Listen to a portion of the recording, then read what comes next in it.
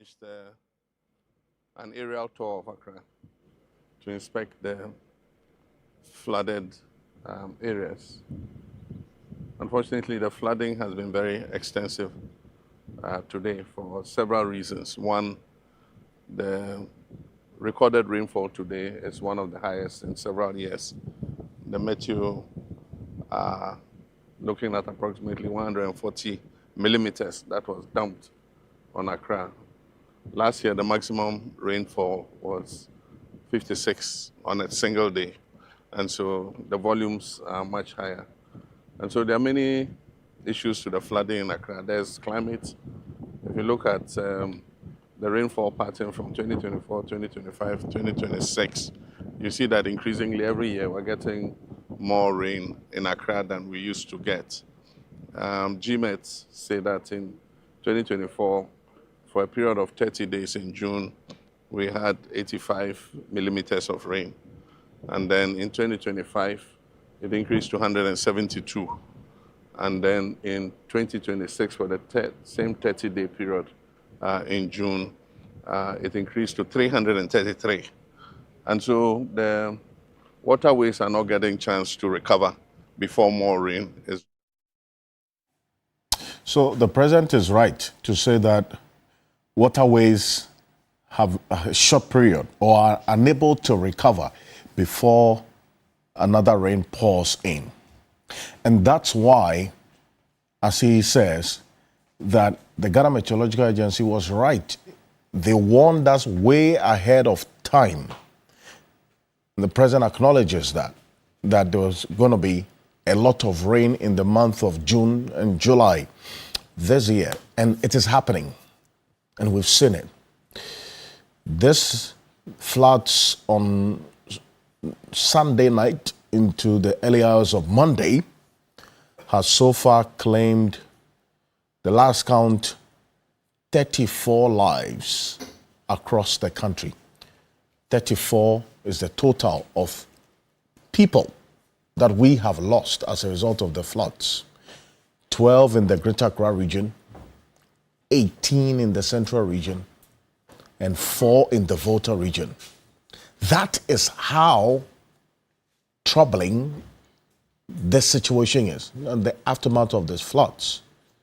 34 lives lost to a perennial problem,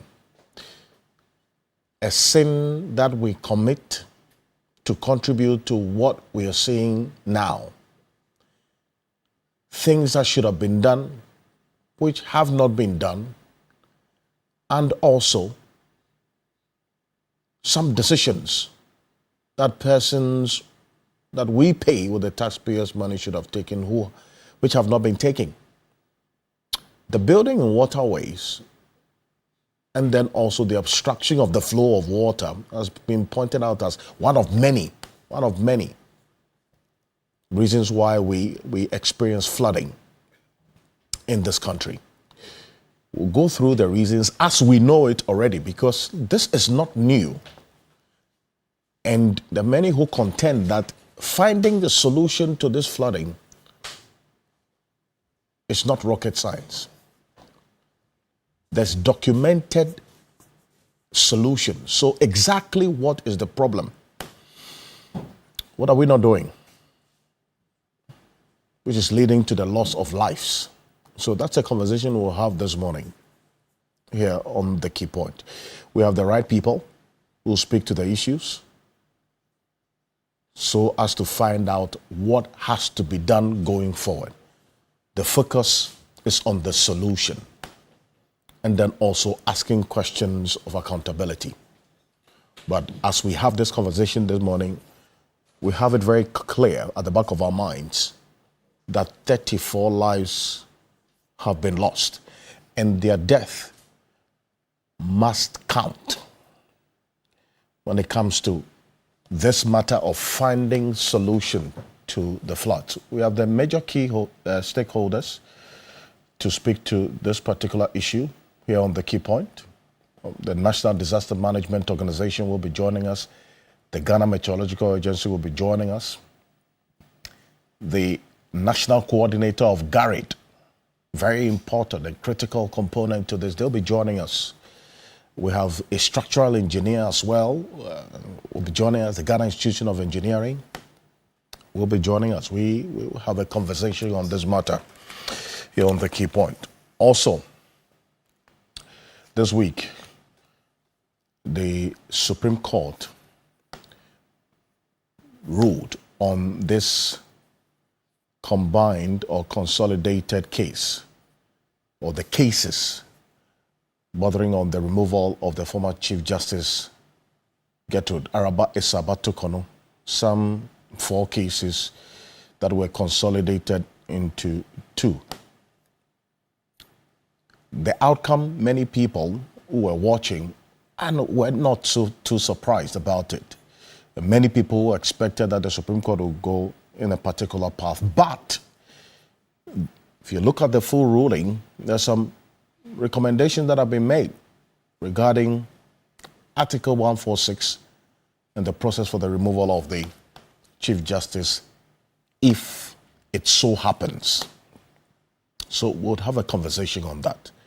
Juxtaposed with the proposals by the Professor H. Kwesi Prempeh-led Constitutional Review Committee's proposal as to some amendments that have to be made to Article 146 concerning the removal of a Chief Justice.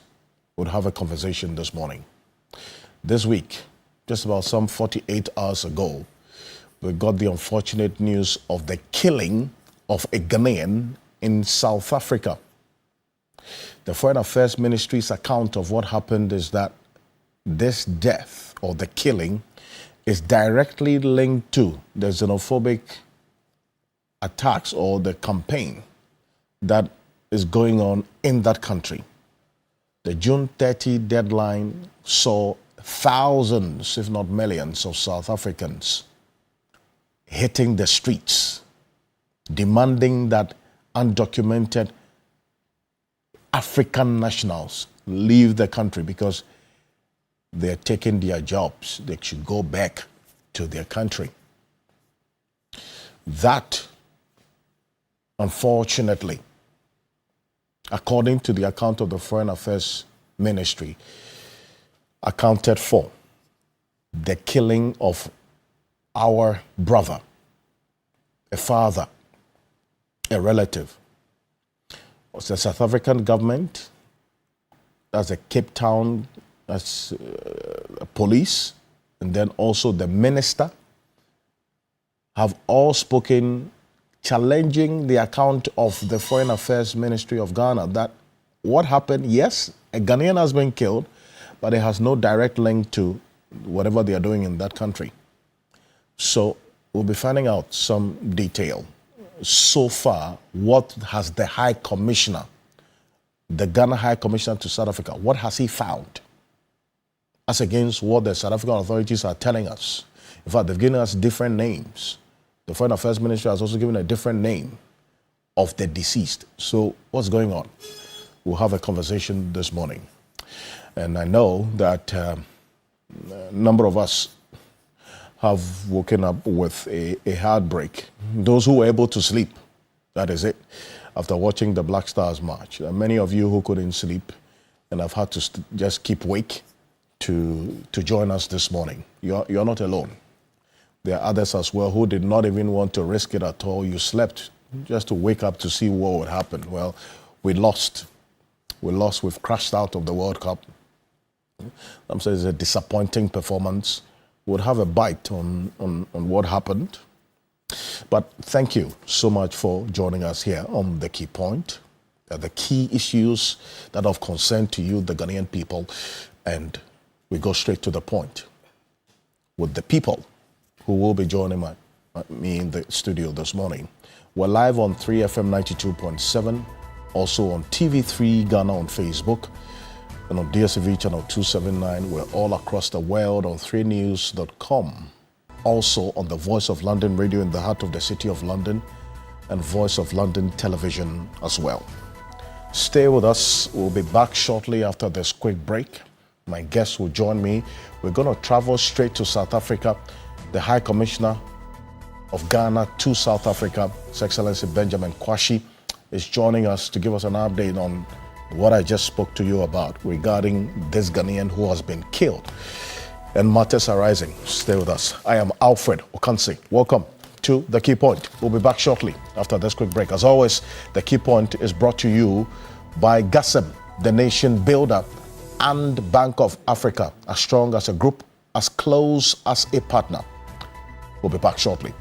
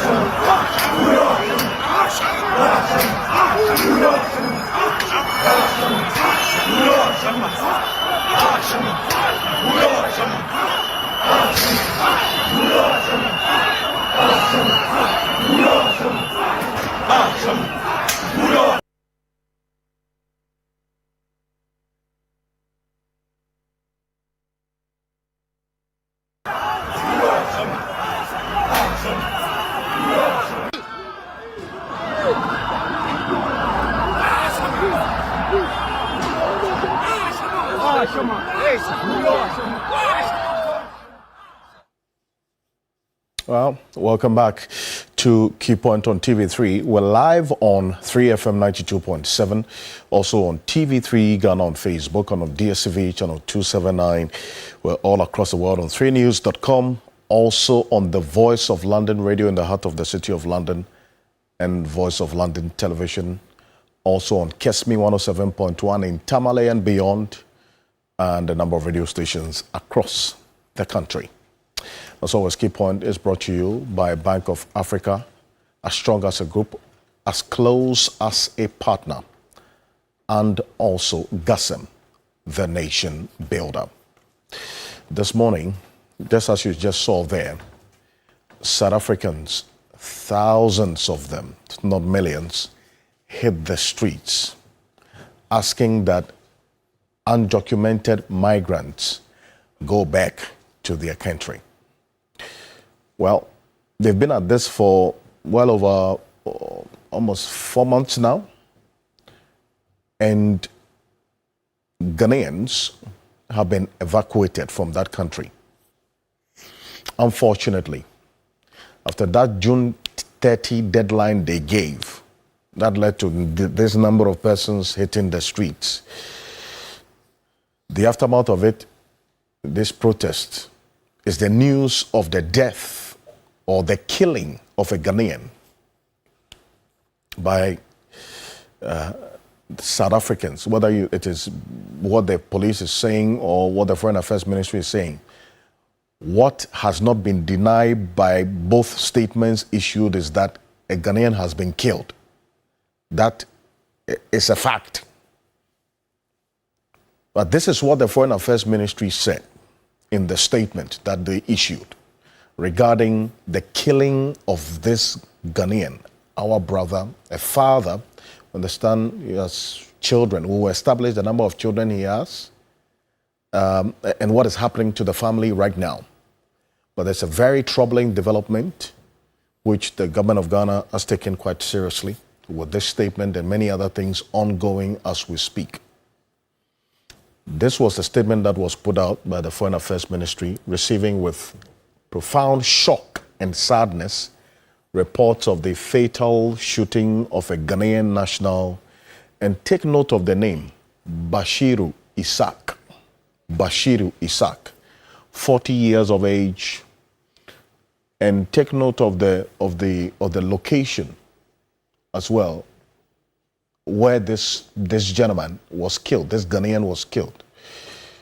Khayelitsha in Cape Town, South Africa, on Monday, June 30, during an anti-immigrant demonstration linked to xenophobic attacks.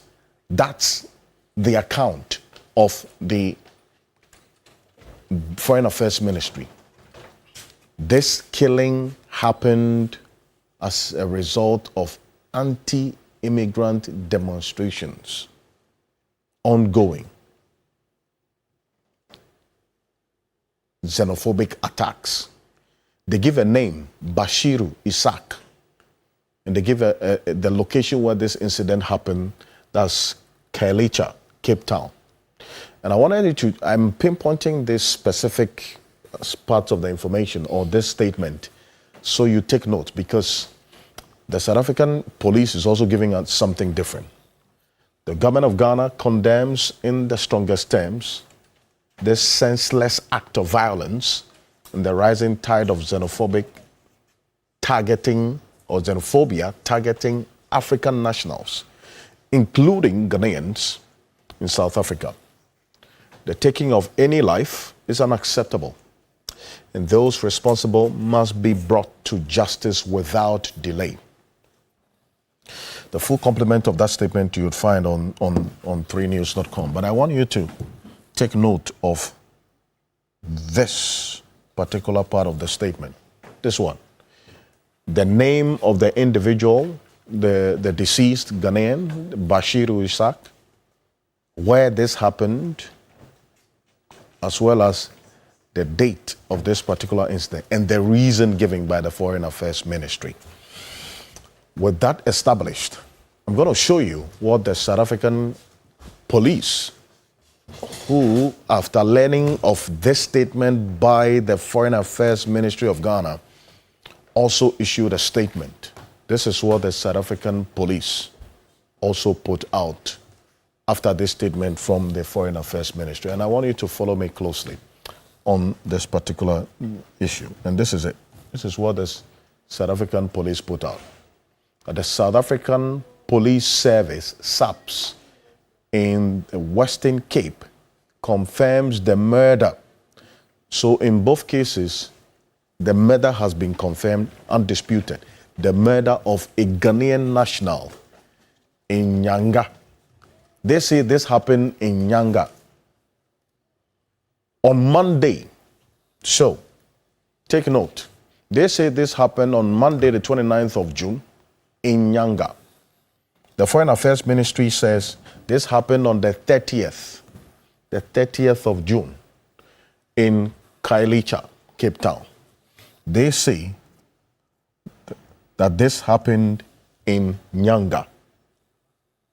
That is what they are talking about. That's according to the South Africa police. Now, the other thing that they established, which is contrary, or what they put out, which is contrary to what our Foreign Affairs Ministry put out, is the name of the deceased and the age of the deceased as well. So there are a number of things. Official crime scene reports indicate that the deceased male, identified later as 35-year-old Kwabena Boageng. So the Foreign Affairs Ministry statement said this is a 40-year-old. The South Africa police said this is a 35-year-old.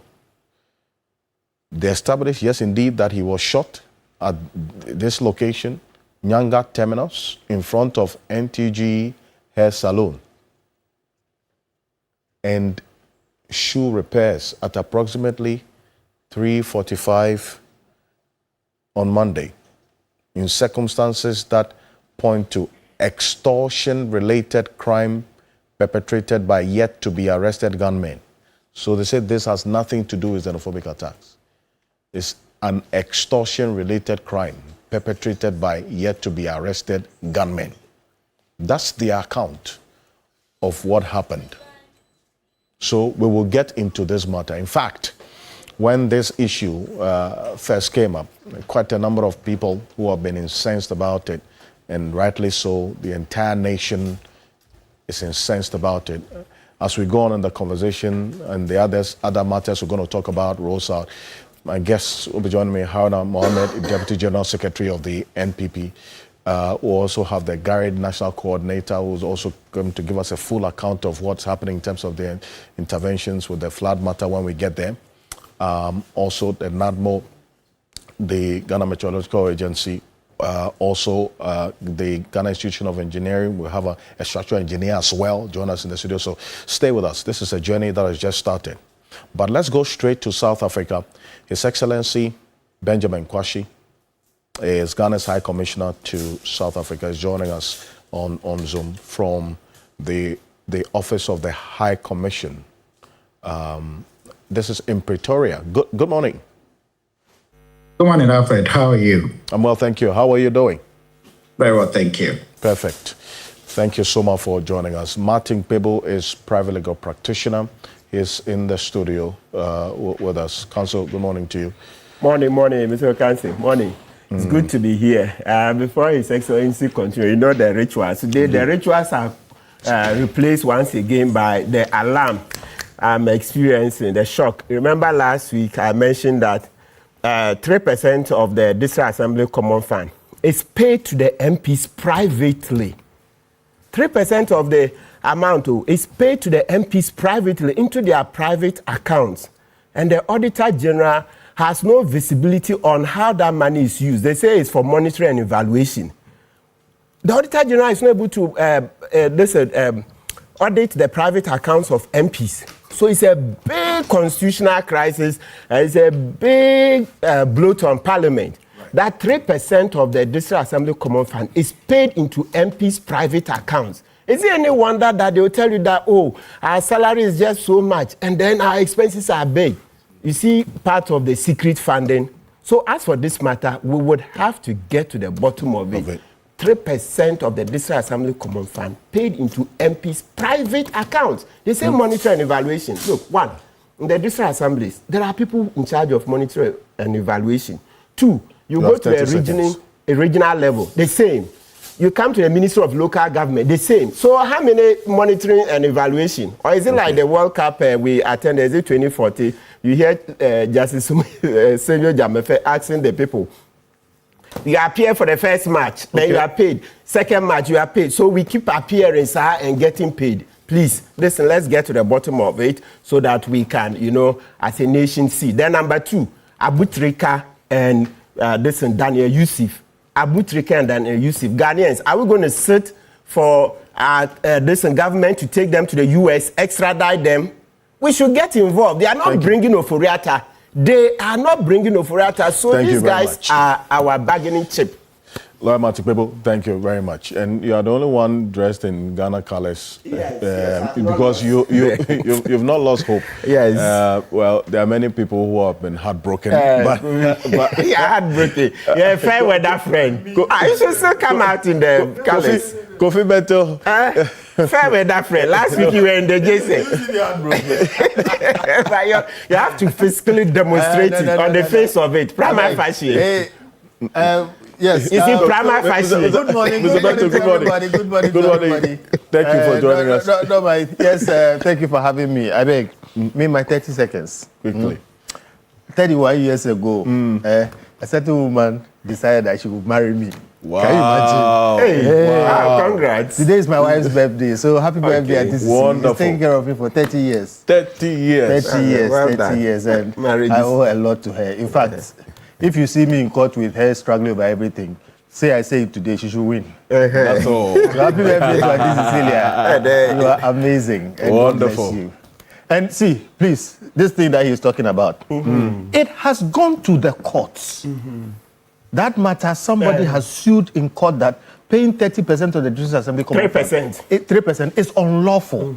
If it didn't go to court at all, the law on District Assembly Common Fund is clear. It is not supposed to go anywhere.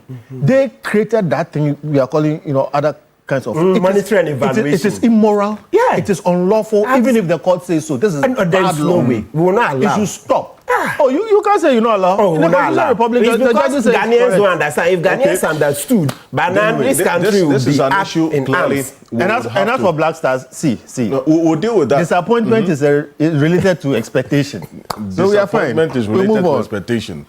So it appears that we've developed some tough skin for this, but there are many we'll get people there. who have. So we'll spend just some time We'll get there. later on the show to deal with this Black Stars heartbreak and disappointment. But just 23 minutes to the top of the hour, as we're just talking about what has happened in South Africa, the killing of this Ghanaian, unfortunate development there. And the ambassador, so the High Commissioner to South Africa is joining us on Zoom. Before we get into this particular issue, the killing of this Ghanaian, Excellency, quick one. What's the situation now as we speak? After June 30th, you still have the protest happening and Ghanaians are still living in fear? Thank you very much. As we speak, there's another demonstration that is currently ongoing in Pretoria, the capital. People have still not been able to open their shops or their businesses, not only as many other African countries have kept their citizens from opening their shops and businesses. And we're told by the demonstrators that they're going to do this every Thursday. And we were surprised that today, from nowhere, we were just notified that they were going to demonstrate again in a part of Pretoria that is right around its central business district. Can I dash quickly? I see. Okay. So there are protests happening, and what about the police? What are they saying about this expression of fear, and then also that constant, the agitation that, in fact, people have had to deal with over the past few days after the June 30 date, the deadline that was given? I think on June 30th, because all of us decided to hold the government of South Africa accountable, there was a deployment of a very large force of police and other security services. But obviously, now that that major demonstration on June 30th has passed, we don't see the presence of police like they were deployed on that day, which is concerning because once the police withdraw and allow the demonstrators to go ahead and do their protests, it always ends up not in a very good fashion. And so we believe that we would still call on the South African government to ensure that the police are deployed to protect life and property of everyone that finds him or herself in the shores of South Africa. Well, hearing the president of South Africa, Cyril Ramaphosa, speak to international media, he says, well, he didn't find anything wrong with what happened. It's just the people expressing their rights. But he didn't speak about the looting and the beating and the killing that happened on that day. How did that get to you? Well, President Ramaphosa, over the years and over the months, especially in the lead up to these demonstrations, have indicated that the laws of South Africa frowns upon such demonstrations. In fact, he has indicated on countless occasions that it is not the responsibility of any single individual to just take the laws into their own hands, stop individuals on the road, ask them for their documentations. But unfortunately, right after the president speaks, these demonstrators also come up and say that, no, this is what they intend doing and they'll continue doing it. So against the president's instructions, you see them still going on the street, still chasing people from their homes, still asking people for documents, and they claiming to verify it. Verifications that honestly we believe that they have no knowledge about. So it's one thing what the president says, and it's one thing what the demonstrators and the whole country looks on when these people are committing such acts. Now let's go into this rather unfortunate incident, this development of the killing of this Ghanaian. There are two different accounts given by the Foreign Affairs Ministry, and I would presume that obviously you're the one who gave them that correspondence. And then the South Africa Police Service, that's SAPS, they're giving the name of this Ghanaian who was murdered as Kwabena Boaging. That's number one. Two, they say he's 35 years old. Three, they say this incident happened on Monday, June 29. And four, that it has nothing to do with xenophobic attacks. It's an extortion-related crime. So those are the five issues I highlight. And in fact, the sixth one is the location where this happened. They say it happened at Nyanga, right? And I'm taking out these sticky points and putting alongside what you gave to the Foreign Affairs Ministry, that this happened at Khayelitsha, Cape Town. That's number one. You give the name of the deceased as Bashiru Ishak. They say is Kwabena Boaging. Whose report should we believe? What's going on? Thank you very much. Alfred, when you look at the reports from the police,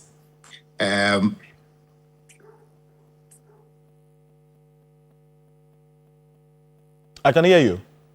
Okay, very well. Alfred, when you look at the report from the police, there's a case number that the police gave, CAS 65906-2026. And the nature of the case is murder. And then they give the name of the deceased as Mr. Kwabena Boahen, 35 years old. That's not true.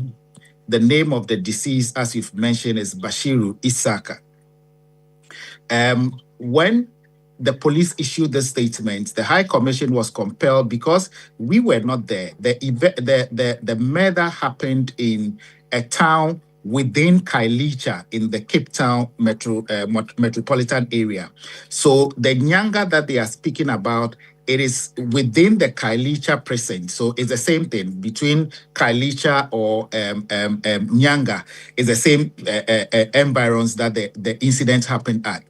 But when we spoke to them, they gave us a name of Kwabena Boahen, and we realized that it was not the case. Based on the information we had, we knew that the name was Bashiru Isaac. We had a contention with them for them back, and they said we should do a positive identification of our late comrade. After we did that, they now confirmed to us that indeed they got the name wrong and that the name should be Bashiru Isaac. Mind you, in the case number that they gave us and in the case file, what we read still, they've not even corrected the name to the name that we have given them, that this is the right name of the deceased. We're hoping that in the days to come, they will be able to do that.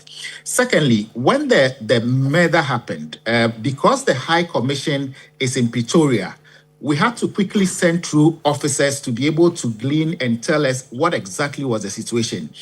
If you know Cape Town very well, it's an area that every Ghanaian that stays there, they are always reserved because murders and a lot of bad things happen to them in Cape Town. So we found it very difficult even locating Ghanaians within that precinct to be able to give us any information. So we decided to rather go to the police because the Ghanaians that we expected to give us the information were telling us categorically clear that they are even scared to come up with the information that we are seeking to get from them.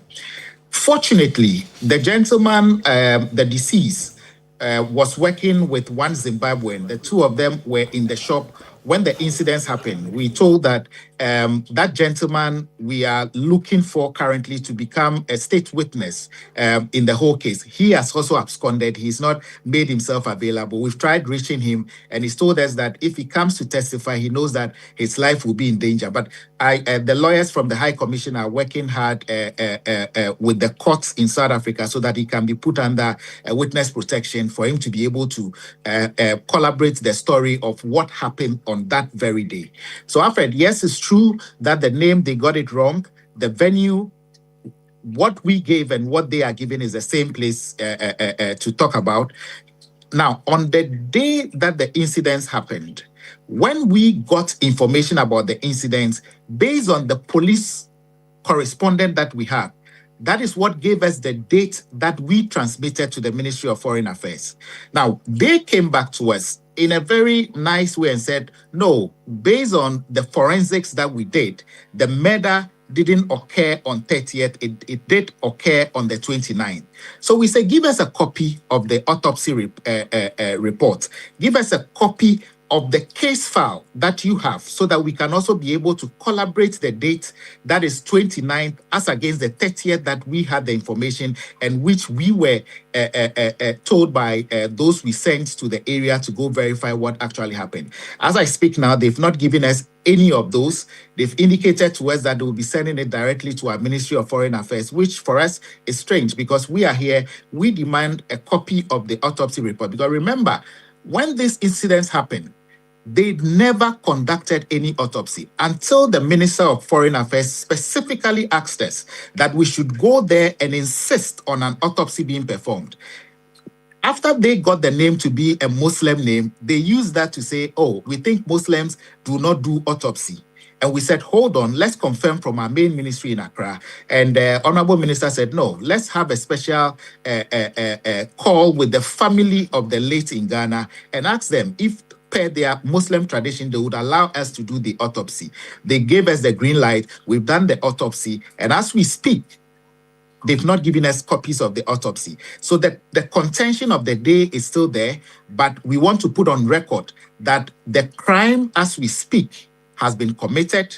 The gentleman was murdered in cold blood, and from witness accounts that we have had, including the Zimbabwean who was in the shop, indicates that it was not only a case of extortion, it was a case of both people coming into the shop and telling them that do not work in this country. You are foreigners. Leave the country as we have been asked to leave the country. And they then went ahead, 9 of them, 9 young men entering into the shop. In case of extortion, we are told that they come 1 or 2 or 3 of them. But this one, 9 of them into the shop. If it is not about this justice for everybody coming up and saying that foreigners should leave the country, we don't believe that this is going to happen. So the police cannot run away from that fact. Until we get the autopsy report that we are demanding from, we still maintain the information that we gave to the ministry is the information we got firsthand from South Africa. So a number of things I picked from what you have said. That one, the South African police have admitted that they got the name of the deceased wrong. They admitted that. Correct. But yet they haven't changed in any of their correspondence. I see. But have you pointed out that to them? What are they saying? Yes, we have indicated that to them, and they tell us that they are working on changing the document and the statement that they issued. The statement they issued was in a rush. It was just a statement to quickly react to whatever our ministry has put out there. But it was very important that our ministry put out those facts there. If not, we wouldn't be where we are. Why do I say this? In October 2025, in October, when I took over as the High Commissioner, just some few days after, a gentleman by name Samuel Asante, a Ghanaian, was killed in the same vicinity in October last year. Now, in February this year as well, another Ghanaian by name Michael Odro was also killed in the same vicinity. Anytime we raise issues through the International Department for International Relationships, nothing is done. So if we had also kept quiet about this particular murder, this distasteful act of murdering citizens, especially of Ghana, this is the 3rd Ghanaian that has done. And they've brushed all aside. They do nothing about it. So I think that it was against this backdrop that the minister felt that, no, we need to speak about it and get them to react and do what is necessary. So I believe that in one way or the other, we've gotten them to now admit that these 3 murders that have happened are in no way going to be left off the hook. They are going to investigate it and ensure that justice is sought for the Ghanaians who have lost their lives in this area. So this is quite troubling. So you say last year, October, a Ghanaian was killed in this same area? Yes. And February by name, this year? Samuel Asante, yes. Samuel Asante? Yes. And February this year, another Ghanaian was killed? Michael Odro was also killed in the same vicinity. All in the name of what the police want us to believe. The narrative that they feel is right for them to use is that they were killed because they didn't pay protection fees. The protection fee is what these hood. Sorry, unfortunate. Sorry. The High Commissioner's connection is off. We will try to reconnect with him again. But Kofi Bento is in studio. Mr. Bento, I mean, hearing this is, I mean, we're just even talking about this incident. Apparently, there's been previous incidents of Ghanaians being killed. In October last year, February this year, this has happened. For what? Failing to pay fees. What's the punishment? They say for failing to pay the protection fee. So, South Africa has a very terrible crime problem. I mean, it's well known, murders and all those other things. So it's possible that there was this protection fee racket going on. But in this time when you can see that there is a lot of xenophobia, the blacks are chasing people around, you can't tell whether it's protection fee or it's just xenophobia. And yes, you look at this recent murder, for instance, clearly, and I'm saying this on air, and I'm saying it, I know your thing is international, okay? I think the South African authorities are complicit. South African authorities They are complicit? are complicit because clearly they are not interested in getting to the bottom of these matters. All right? Somebody dies, even the name of the person, you are not interested in getting it right. They clearly don't want to do this work. All right? Look, it is time we do something serious about South Africa. Now, we are talking about not renewing the Goldfields lease. We should never do that. Okay? But that's not enough. Listen, as far as I'm concerned, South Africa needs us more than we need them. All right? And to the extent that you do so much business here and the rest of Africa, all these people, most of them, you find out they are barbers, hairdressers, shopkeepers. They are not doing work which is, giving them millions and whatever it is. It's just the normal thing that people, human beings do, going from one place to the other, okay, to work for a living. And clearly, my worry is that the governments of South Africa, if they wanted to deal with this, they would deal with it. But you can see what the High Commissioner is saying. Even getting the facts right on the file, they are messing it up. And it doesn't look like they are giving any seriousness to this whole matter. So look, if I was to speak to our government today or our foreign minister was here today, I would say, please, tell South Africa that we need seriousness on this matter. We want to see arrests. We want to see people brought to book. Or in the next 3 months, we will suspend diplomatic relations with you. We should do that. We will suspend diplomatic relations because it doesn't make sense to have friendship with somebody who is killing you. It doesn't make sense. It doesn't make sense have friendship to with somebody. pretend to be friends with somebody who is killing you. Now listen, South Africa, as we know, was an apartheid for all these years. Okay, the wealth of South Africa was built by the whites who basically looted their resources, took as much as they could, and then built that country for them. Now, after apartheid, black people are trying to take over. They've made a mess of it. Yeah. Okay, but clearly, look at the track. After they lost the full control, and I say full control because in the past they had full control. Now they've lost some control, but they still have a lot of control over the natural resources, etc. What they've done, because the rest of Africa opened up, is that they've taken the South African companies like MTN, like Absa, like ShopRite, all those big companies, and they've gone out into the rest of Africa. Now, what they lost after apartheid ended, they are getting back that by going into the rest of Africa. Right. The point I'm making is that check everywhere in the world whether you see MTN. You won't. But it's one of the biggest telecom companies in the world. Why? Because South Africa has Africa to get money from. Check where most of the multinational companies coming out of an African continent are coming from into the rest of Africa. It's South Africa. And you won't see them anywhere else in the world. In other words, this one country that we helped to gain independence and whatever it is still making a lot of money from us. And we are not saying we are not benefiting. I'm not asking you to go and close down MTN. I'm saying they are making tons of money from us and still treating us as if we are servants, beggars, hewers of water and wood. So my point is, it doesn't make sense to be friends with a country that is killing your people and driving them out. So I would say, dear Mr. President, you've brought our people out of South Africa. The whole world is hailing you. They are killing Ghanaians. We don't want a situation where Ghanaians are reacting in the same way. Okay? Give them 3 months to bring up those people and to stop this thing. Otherwise, suspend diplomatic relations with South Africa. Listen, let me land on this. Right. If you look at our trade with South Africa, we don't buy much from them, honestly. We have a trade surplus with them. Yes. Mainly because we export gold. The Goldfields matter we are talking about. And you know what they do? They don't refine the gold here. So they do take the Doré gold, okay, and the Doré gold's value is less than refined gold.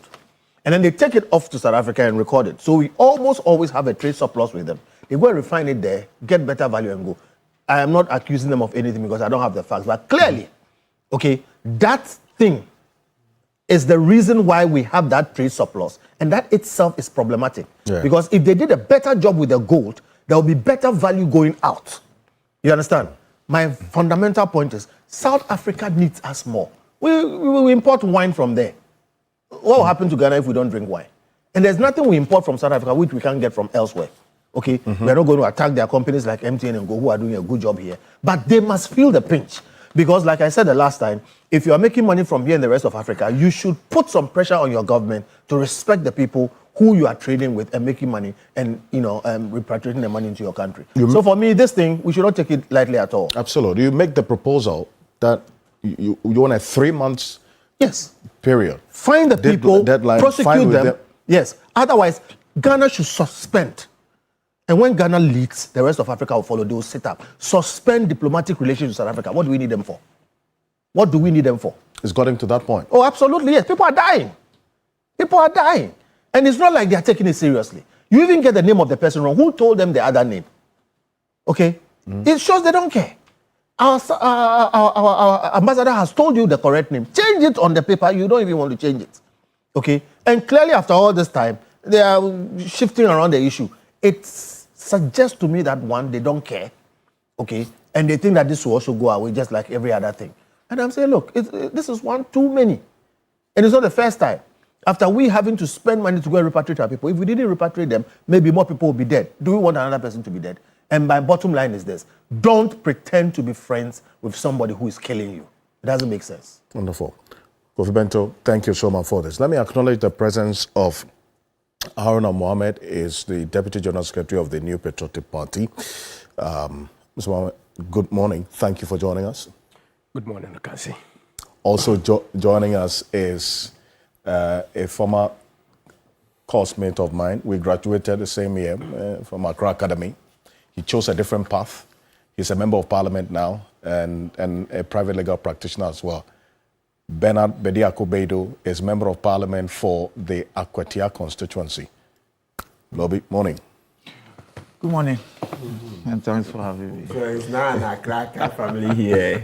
No, it had to be established because we celebrate him. Yeah. Good. Thank you for coming. It's the first time. Thank you. Perfect. Council, on this, and the ambassador the High Commissioner is back. Can you hear me, Mr. Kwashi? Yes, Alfred. Yes, Alfred, I can hear you. The October murder and the February murder that you talk about. Yes. What has the High Commission done about these two instances?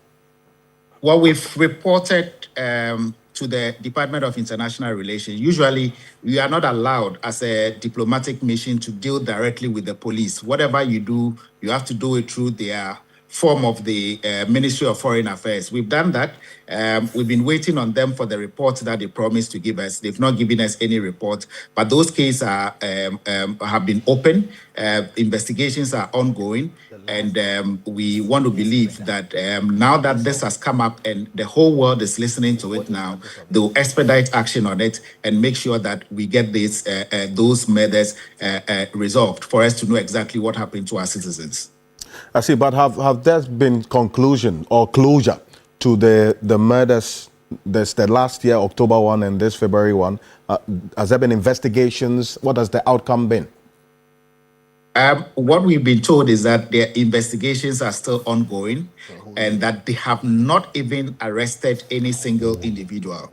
Now, when the minister insisted that we should go to the police station where this issue happened at, when we got there, we were told by people in the community that they are aware that 2 people out of the 9 that murdered our citizen have been arrested.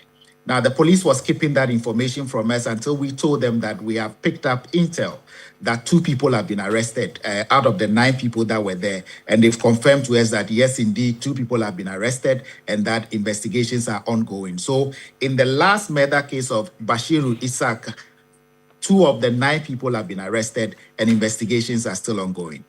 This is troubling, to say the least. Martin Pebo, this is it. Have we gotten to the point where we have to flex our muscles strongly to send that clear message, as Ms. Bento is saying, to the South African government, that he says, look, they are complicit. They're condemning this verbally, but as we speak, not much has been done about it.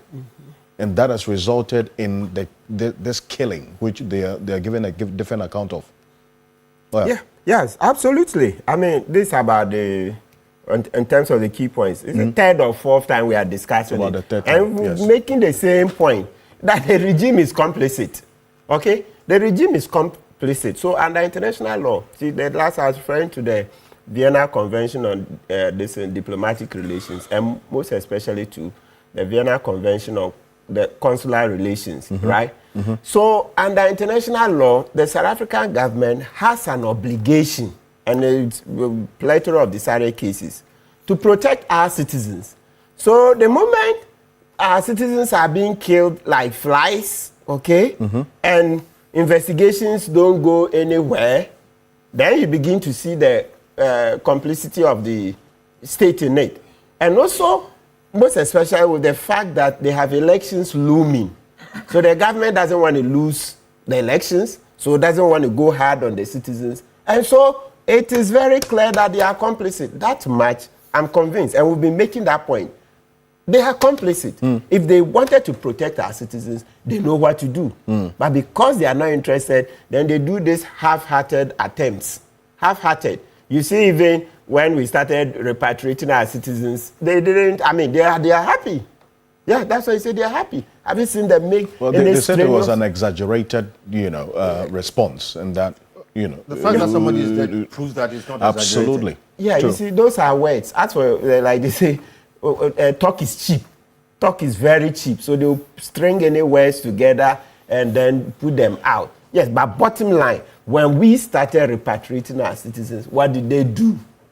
What did they do? I think the only one I saw was the Malema, who said, oh, no, we should hold on, they can resolve it. But what power does Malema wield? He doesn't wield much, right? So that's the only time I saw them say, oh, no, we should wait, they can resolve it. But they have not. So as for their complexity, I don't think that one should waste our time now. No, it shouldn't waste our time. The key thing now we should be looking at, fast forward, is how we will get compensation for our citizens, for the manner in which, the South African government is failed to protect our citizens, leading to their deaths. And most especially, we too should be looking at the retaliatory steps. Very, very important. Yes, you scratch my back, I scratch your back. So you're on the same path with Mr. Benji. Yes, we've made Something this has to be- point. I would be very upset if government renewed the Goldfields contract. I'll be extremely upset. Under no circumstances should that Goldfields contract be renewed. They have gold in their country. They should stay there and mine. Not here. Look, I'll tell you this. Between renewing this for the South Africans and giving this mine to Ibrahim Mahama, I will go for Ibrahim Mahama, because now we are becoming wiser. Look, no matter what, I'm not saying they should give it to Ibrahim Mahama, but I'm saying that would tell you the extent of my revolt, okay? That rather than that, I will even condone, so to speak.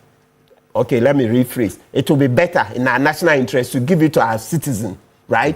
It doesn't matter that the citizen will have relations in power, etc., than to allow these South Africans to continue to mine this gold and take it out there. Because look, and they don't even treat our citizens well. I can tell you, I even have one case in court like that. She was treated shabbily, sacked, and the job exported to South Africa. This thing that they are taking our jobs, they are taking our... Look, you have no idea. It's just that we don't want to talk about everything. There will never be time to talk about all those things, right? But if you talk to citizens, you see how they are repressed. They are repressive in this country and working for these guys. So there's no way I'll support government renewing that lease, that mining lease. I would rather we give it to our own citizens so that, and there will be conditions to make sure that the money stays here. If it stays here, we will have the same employment, etc., right? And in any event, who even says that government can no longer attempt to mine the gold by itself? Yes, we failed in the past. I know citizens stole, etc. But now, like we keep saying, you see, the country is changing. We keep saying that Kwasienity are not agregu. I think now we are wiser. Are we saying that today in Ghana, if we want to do a non-political selection, we will not be able to find citizens fit to mine for Ghana? We would, but it's our own greed. But Goldfields says, look, they highlight some $5 billion investment, over 70% of their revenue stays in Ghana, and so on. I mean, you're washing all of that away? Yes. They should just go to their this country. Is the response again, and I'm sure you're aware of this. They should go to their I'm just country. telling you. That is Yes. a good... Look, whatever Goldfields is doing in Ghana, a Ghanaian can do. Yes. All right? Look, you mentioned Ibrahim Mahama. Fine, let's just use it. The man has proven that he can do it. Now, give him the same deal. Look at exactly what Goldfish is doing and say that retain the people, do da. They bring 6 or so South Africans here to come and supervise our people. 95% of the people working there are Ghanaians. Yeah. So I'm saying this argument they've been making all over the place, and I keep getting a lot of reaction because of what I've said in the past. My point is, there is nothing Goldfish is doing in Ghana that we cannot insist that even if we give it to Ibrahim, he should also do the same thing. You understand? Okay. So there's a bottom line, and I agree with Martin. That thing is non-negotiable. Absolutely, we can't renew that thing. If we renew it, this government will pay a very, very high price for it. And we will continue to harass them. We will continue to harass them. So please, that is off the table. Now I'm saying we should go to the point where we are telling them that if you don't stop this thing, we don't have to be friends with you. We can survive without South Africa. After all, before apartheid, we didn't do anything with them. We can survive without South Africa. Over $1 billion trade between the two countries. What do we import from South Africa? Check. Wine. What do we import from South Africa? Wine. And they come and take gold here in raw form, undervalue it, ship it over, and then we'll record a trade surplus. We can survive without them. Yes, so definitely, look, we should. Mr. Okanse, I think I want to yield at least like 2 minutes of my time. Can we play what the Nigerian senator said in the Nigerian Senate? Yes, the last time I sent it to Abdallah. Yes, so I think I should keep it. Let's play. Let me just keep quiet. Let's see what the Nigerians are saying. Because Ghanaians, we like this. Fama Nyami. We've suffered a lot under it. Everything, oh, we love peace. And then people are taking all our resources, even internally amongst us. When politicians come, we want to make noise. Oh, what is this? We must fight back. So let me keep quiet. Let me yield so that we play what the Nigerians are saying. Yes. Council, thank you. Well, they have also taken the same path of repatriating their citizens back to the country. So, yes, that's just to... and let me call to you, Gentleman Bernard Bediako-Bedo, on this matter. And this issue took center stage in Parliament at some point when it started. Yeah. Members of Parliament had cause to charge government to act.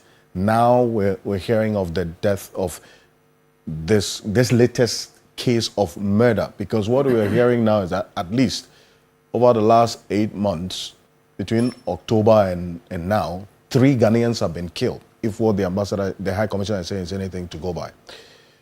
A worthy retaliatory measure to send a strong message, what should that be? Well, thank you, my brother, and good morning to you and your team, and then my seniors on the table. And then good morning to the High Commissioner. It's unfortunate that we continue to discuss this matter. It's been on for a while, and one would have thought that at least by now the authorities in South Africa, because when this thing happened, I remember they released a statement, condemned it, and assured that they would take action against it. Because, of course, it is not within any citizen's right to take up arms and insist on the kind of demands they are making in there. Because, of course, they have their law enforcement officers as well. If you have any, but I'm a bit surprised, because if you are demonstrating in your country, you demonstrate against the authorities. You don't demonstrate against someone who is sitting here somewhere, as we normally put it. So I'm a bit surprised why, but it appears the government has, if it's not an accomplice, then they've sat down for far too long, and this has metamorphosed into something beyond them. It appears now the entire country or citizenry are up in arms, and it is not going to be able, they are not going to be able to control them, as I see from here. We will talk about us, and yes, government has taken some measures, brought citizens, but you see, we must say that what happened, the repatriation was purely voluntary. The government couldn't have demanded or insisted that at all cost or whatever it may take, come to your country. You had to volunteer to come. And I think at this moment, we should also appeal to our citizens there. You see, there is nothing more precious than life. It is getting more dangerous. Please, if you find yourself in the shoes of some of our brothers and sisters, as we are hearing. Submit yourself to the authorities as the High Commissioner is available for any such arrangement, so that you come back to your country in the meantime, at least in the meantime, because it appears it's their country. Yes, it's their country. If we even retaliate and they still proceed with what they are, because you see, most of the people who are demonstrating, I'm not sure, are in any way related to the very things that they get from us as a country. So they may not care. They may continue to demonstrate. So I personally would, in the moment, appeal to them to seek their livelihoods, their lives first, and then their livelihoods. At the end of the day, if you come to your country and then we are able to sort these matters out, you may go back if you so wish. But you see, this what the senator may have said, and Mr. Kwebu wants it played. We've said same, or even something more solid. We said it in Parliament. A lot. We've said a lot of things in Parliament. I know you said a lot. In fact, I know this was a matter Yes. that took center stage in Parliament. You know, some strong words We did. were used. But this is what the senator said. What have they done regarding beyond what they said? Martin Kwebu was referring to? Take a look, just briefly. We didn't. We did. Diplomacy. There is the law of reciprocity. So my view is that it is time to reciprocate. This Senate should adopt a position that MTN, a South African company that is cutting away millions of dollars from Nigeria every day, that Nigeria nationalize it and withdraw its license, so that Nigeria company can take over the MTN business and recruit more people. Those coming from South Africa will find good jobs working with the company that will replace MTN. And I know that South Africa president has interest in MTN. The second is that we ask the Minister of Communication of the federal government to revoke the DSTV, which is also a South Africa company that is cutting away millions of dollars, even abusing, resorting to practices that will not even be accepted in South Africa.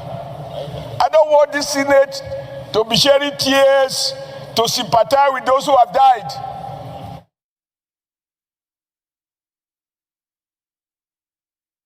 Some would describe these measures proposed as quite extreme. I mean, obviously, we'll have to look at our country's specific situation even before we think about what the Nigerian senator is talking about. And I'm sure that's one of the issues that will be at the back of minds of the members of parliament when this thing came out. There is a popular saying that talk is cheap. I listened to, or I came across this video a while ago. Beyond what was said, what has been done by the Nigerian authorities, it is not easy like that. I'm not saying we can't do it We at will all. go independence ahead of them. No, we are but not the same. We are sharper than them. You see, you said that I don't know whether it was just the speech or you want to support the speech with some actions of the Nigerian authorities. But you know, we even repatriated our citizens, I mean, long ago, before they even thought of doing so. We've said same in the Parliament of the Republic. I think that, yes, if it gets to that point, we may have to also explore. But at the moment, they are not really, I mean, attacking our companies there, or they are saying that illegal immigrants. If it is the case, ideally, everybody knows that an illegal immigrant is an illegal immigrant. But it doesn't lie. That's where the problem lies. It doesn't lie in your bosom as a citizen to take up arms and then go fight or go seek the withdrawal of such a person from your country. It doesn't lie. And that is where the lawlessness comes in. If the authorities of South Africa are not willing, then we may also have to take a decision. I'm saying that first and foremost, with what is happening, our citizens should reconsider staying in South Africa at the moment. Because they've said, the High Commissioner, as I heard him say, they said they will continue demonstrating. And it's quite violent. The demonstration is not a peaceful one. They are out there violently attacking people they perceive. I don't even know, how do they determine who is, would they ask of your documents right there? And if you are not able to produce your documents, you are declared. You see? They go for the weakest people in their society. In fact, they attacked some white people, and the white people shot back at them with guns. And they ran away. I see. And so for me, yes, we should appeal to our citizens there. If you find yourself in such a situation, please report to the High Commission and find your way back to the country. At least if you have life, you have, and it is not only South Africa you can travel to, but the challenge is that most of them have lived there, they have their livelihoods, they have their family, and then all that there. But at the moment, at least, seek your life first before every other thing will be spoken about. It is shameful that South Africa, you see, even at the World Cup, when they were eliminated, it was as if the entire Africa, everybody was happy that they should go home. Unfortunately, we are also joined them. But it is so shameful to have this, on this day, because South Africa, we all know the history. I mean, we all supported them in one way or the other. Nigerians say so, we also say. And you come today and tell us that you don't need our people there. Yes, we have all these entities here. I think it will be extreme, but it is not undoable. We can't do it, at least to also pay back whatever they are taking from our country. So they have nothing to lose. They will be there doing all kinds of things, ensuring that. And I do not also know how this can really affect their economy as they claim. If you don't have jobs, because if you don't have the documentation, and the High Commissioner may educate us, I'm not too sure the kind of jobs people are taking from them as they claim. It's not about that. So what is the issue? They are even contributing to your economy because most of them are entrepreneurs who are doing their own thing there. So I am not too sure what exactly the issues with even the so-called illegal immigrants really are. Even in America, they are illegal immigrants. They are not doing what we are doing. Don't you have your own people elsewhere? So if we have to get to that point, I'm sure the government is studying all this. And I'm also aware that some communication, it's only that the government of the day in South Africa appears not interested. Well, let me put it this way for now. Not interested, because if they really want to do something, they can. What has happened over the period, they said they were investigating. Because during those periods, we had pockets of people moved to public places, hospitals, filmed it, and they were attacking people. We saw the videos. And later they came to tell us some of the videos were fake. Can you imagine? Yeah. And all this. So it appears nobody, to the extent that people have lost their lives and you don't even have record of them. Go do this, you don't want to do it. You are investigating, you are not giving us report. Really, that's why somebody would say that they are complicit. And because if you are not, the state has, if they were attacking the government, and we've seen it before, if the demonstration was geared or was against the authorities there, they would have fought back. Right. But it's because, of course, they don't have any interest. And the election, as we know, is also upcoming. And so they are being careful. But all in all, I am interested in the welfare of our people. If this is what is happening there, we've spoken about this, please walk or speak to the High Commissioner. And I think he may, the High Commissioner, His Excellency, may also guide us on, moves they are making to, appeal to these people. So we've brought in some. We want more. They should come. They should come. Because if you have life, you have everything. I don't think it is a safe place to be at this moment. It's not at all. It's not at all. I'll be going back to the High Commissioner to find out what the latest directive is on the repatriation, because they put it on hold at some point because the numbers were quite large, or it was becoming overwhelming, and so they had to review it. But Haruna Mohammed, your take on this. It's gotten to a point where across the table it's clear that we cannot remain silent. There has to be a strong message sent diplomatically and then through other means to ensure that will let the South African government know in clear and uncertain terms that we are not happy about what's happening. Somebody has been killed as a result of this. What would be your recommendation, quickly? Okay, thank you very much, Okansi. We say good morning to your cherished viewers and good morning to my seniors on the platform. And good morning to His Excellency, the former Vice President and the flag bearer of the New Patriotic Party. It's very sad that we are discussing this particular matter, and this is a matter that is reoccurring in all times, and it's becoming one too many for us to be witnessing such attacks from South Africa, to the extent that Ghanaian citizens are killed, and there's a lot of misrepresentation in regards to the people who have been killed. Listening to the entire conversation, I am of the view that His Excellency, the ambassador to South Africa, should further conduct investigation, because some of the belief that the name that they had put out different from what the embassy had put out. Probably they have killed another person, because where did they get the name from, and how did they arrive that that person has been killed? And we need to investigate and go further to find out why and how that particular name has emanated from them. We need to take these particular matters very serious. A single Ghanaian life that is lost is something that we have to fight, because the citizens of Ghana, their lives are so important to us, just as the resources that we have. And I think that the South African government must act responsibly to ensure that some of these things are put behind us and to stop.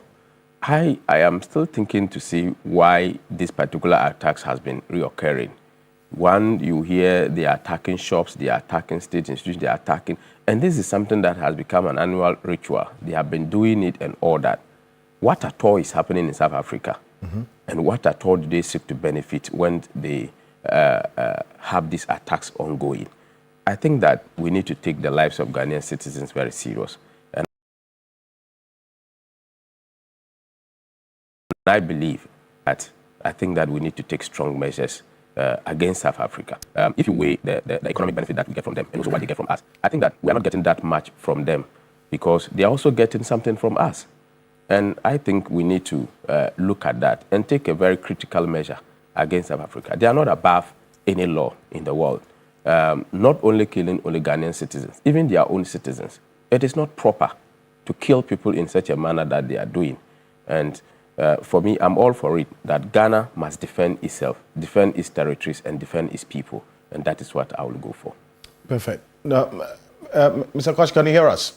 Now, quickly, regarding the repatriation, and I have a number of questions as well that the panel wants some inquiries, that's some clarification on it from you.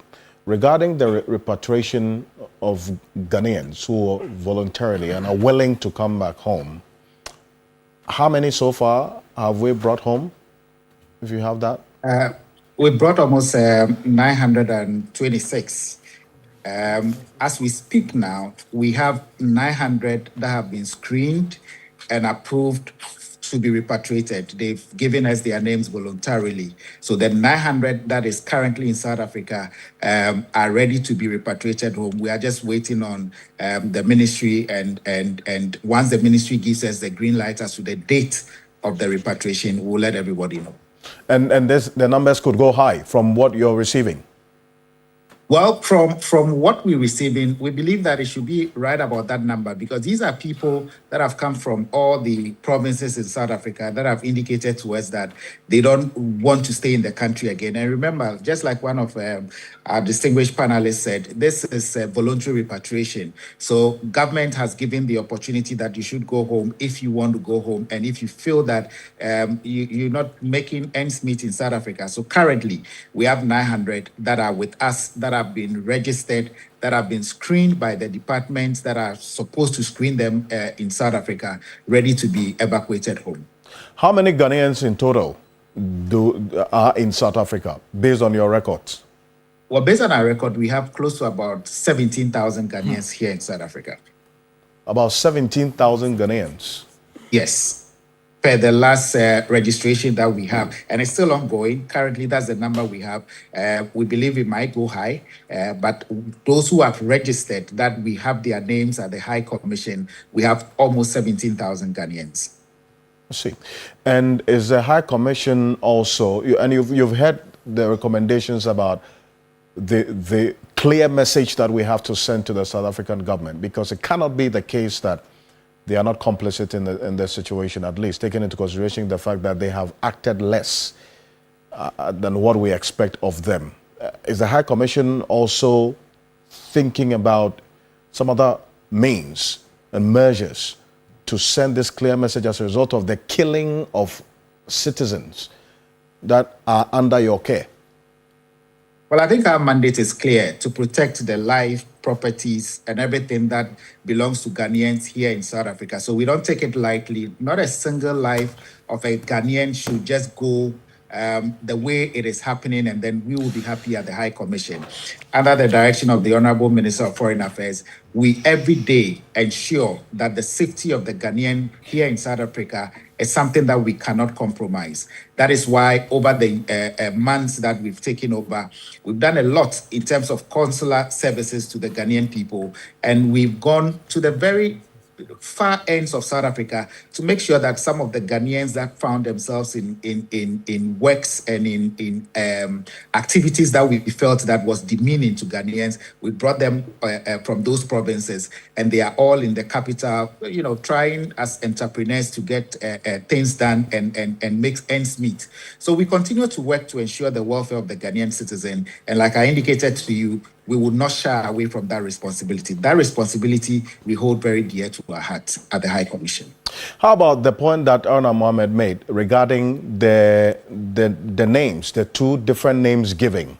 This Bashiru Isaac that you have as the identity of the person who was killed, the Ghanaian who was killed, and then this Kwabena Boaheng that the South African authorities are also giving. Could it be that there's another Ghanaian who has been killed with that name, which they have in their records?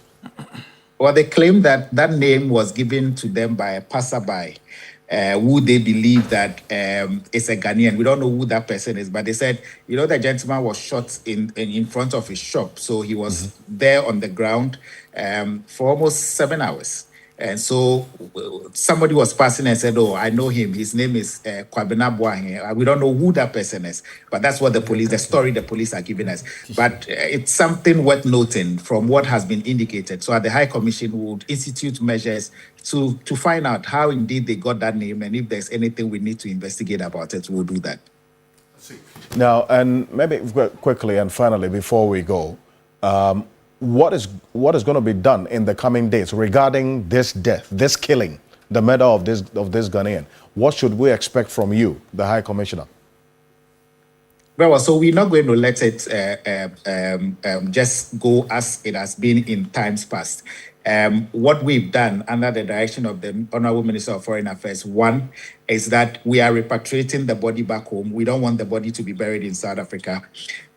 Two, we are in talks with the Department of Social Welfare here in South Africa to have the 3 kids of the deceased repatriated back home or evacuated back home. We've spoken to the grandfather and the father to the late, who has said that bring the kids home. I want to take care of them himself. And we will seek justice for not only Bashiru, but for our colleagues that have also died. The other 2 that I gave you their names, both Michael Odro and also the other gentleman that passed away in such similar circumstances. We are going all out to ensure that the police investigate this matter and it comes to a logical conclusion. We're not going to allow them to just play with this case and allow it, as others have happened, until justice is sought for our citizens who have lost their life in such very despicable manner. We are not going to rest. And I have the strong support and guidance from the Honorable Minister of Foreign Affairs, and we are going all out to ensure that that happens. What the South Africans are trying to do, which we should all understand, is that they're trying to run away from the the fact of the matter. The fact is that was somebody murdered? Yes. Was the person murdered in cold blood? Yes. What are you doing about it? We shouldn't talk about the day the incidents happened, how it happened, but they should investigate and ensure that justice is sought for the person who was killed. I see. And till now, you still don't have the autopsy report? No, we don't have the official autopsy report. The autopsy have been done. Under normal circumstances, what happens is that we are given a copy before the Department of International Relations gets its copy that they'll forward to us. But they've indicated clearly that with this one, they want to send it to the International Relations Department for them to send to us.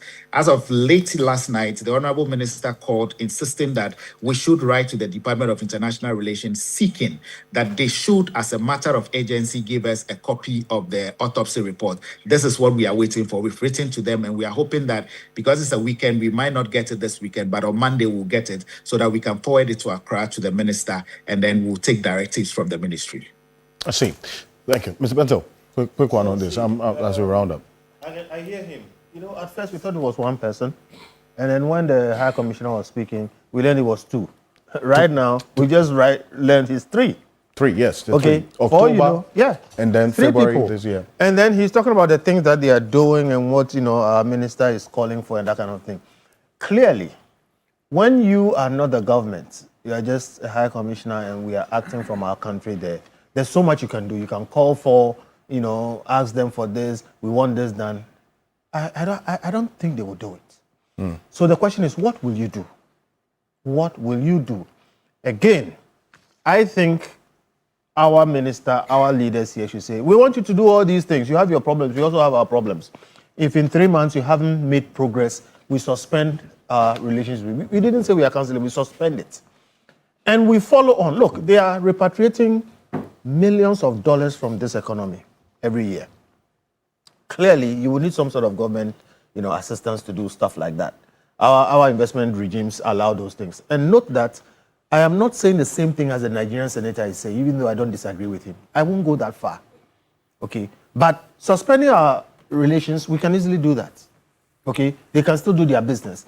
Then, when it comes to we as a country assisting them to repatriate their money, we should withdraw all that assistance. All of that assistance. If we go forward, and again, I'm not saying we should run them out of town, but we can find ways of using policy to make sure that they don't have things as easy as they have had in the past. So what I'm saying to High Commissioner and to Mr. President and to our Foreign Minister and everybody involved is that we have so much we can do to control what the South African authorities do. So let us use the tools we have. And these are some of the things I've, talked about. Suspend our relationship with them diplomatically. Number two, make sure that we tighten the screws on their companies here when it comes to repatriating their money. Okay? The cedi's value against the dollar, okay, has a lot to do with what some of those companies do. But we've bought into it, so we are not complaining. True. So short of running them out of town, we should not bend backwards to help them when they are killing us. So, Mr. Bento, thank you very much. And His Excellency Benjamin Kwashi, thank you. Thank you for joining us. And any idea when this repatriation exercise will resume? Because that's another message from one of our viewers. They have a family there. They are hoping. They understand the family has registered to come back, but they don't know when the repatriation will resume. Can you unmute for me? Can you hear me? Yes, I can hear you. Yeah, because of the numbers of the citizens from Malawi who are being, their government is also repatriating some of their citizens. They have close to 10,000 people that the Department of Home Affairs in South Africa is working on. So they are working on the Malawians and they are at the same time working on the Nigerians. Nigeria had its fourth flight leaving just yesterday. So we hope that from next week, they will be free, and then they'll start attending to us at the Ghana High Commission. So we would let the Ghanaians here who have written their names and who have gone through screening know before the close of next week, we should know exactly on which dates the flights that are going to take them to Ghana will be available. I thank you very much for this information. Appreciate you. And I wish you well. All the best. Thank you. Benjamin Kwashi is Ghana's High Commissioner to South Africa there. Now, it's one thing that we'll keep an eye on, because the killing of Ghanaians, totally unacceptable, condemned across board, and demands that have been made. So we'll watch how the coming days will be like. With respect to, for instance, the specific case of the official autopsy of this, our brother, Bashiru Isaac. And we're going with this name because the High Commission has done their job. Bashiru Isaac, who has been killed by the South Africans there. Regardless of whatever circumstance which is being contended, a life has been lost. That's the issue. And talking about lives that have been lost, that leads us to our next matter, the floods. The floods were upon us almost a week ago. And the death toll, not good. In fact, it's brought up a number of issues as to what has to be done going forward. That's really the focus of the conversation this morning, because we, over the years, have spent money to deal with this same problem, this same challenge of floods, but we don't seem to have a headway, and it's not looking good. Based on the information as of yesterday, the National Disaster Management Organization, NADMO, and Mr. Richard Amoyate is going to be joining us shortly. He is a director in charge of the Inspectorate of the National Disaster Management Organization, NADMO. Also, Dr. Kojo Ohene Safo is the coordinator of the GARID project. He is also going to be joining us in the studio to have a conversation on this particular matter and to put issues into perspective here on the key point. And as we go on, we'll have a structural engineer also join us, Engineer Abdullahi Mahama, to deal with the matters on the table. But the Ghana Meteorological Agency gave us information, and that has not been proven to be wrong, that the rains were going to come and come very, very hard this month of June, July 2026. As we speak, the evidence of this rains is what we are seeing now. 34 lives lost. That is information from the National Disaster Management Organization. 34 lives. And I'm going to walk you through it, and stay with me every step of the way. Out of these 34 lives, Ghanaians who have died as a result of the floods between Sunday and Monday, we have some 12 of them, 12 of the deceased in the Greater Accra region, unfortunately. And the central region leads with the number of persons who have died as a result of the floods, 18. And in the Volta region, 4. Let me welcome Mr. Richard Amoyate. He's a director of Inspectorate at the National Disaster Management Organization, NADMO. Amoyate, good morning. Good morning. Thank you for joining us. Also, Dr. Kojo Ohene Safo is the national coordinator of the Greater Accra Resilient and Integrated Development. That's the GARID project. Doc, good morning. Good morning, Mr. Okansi. Thank you for joining us this morning as well. Let me take the latest from NADMO, right, regarding this, the death toll. Has there been any change in the statistics?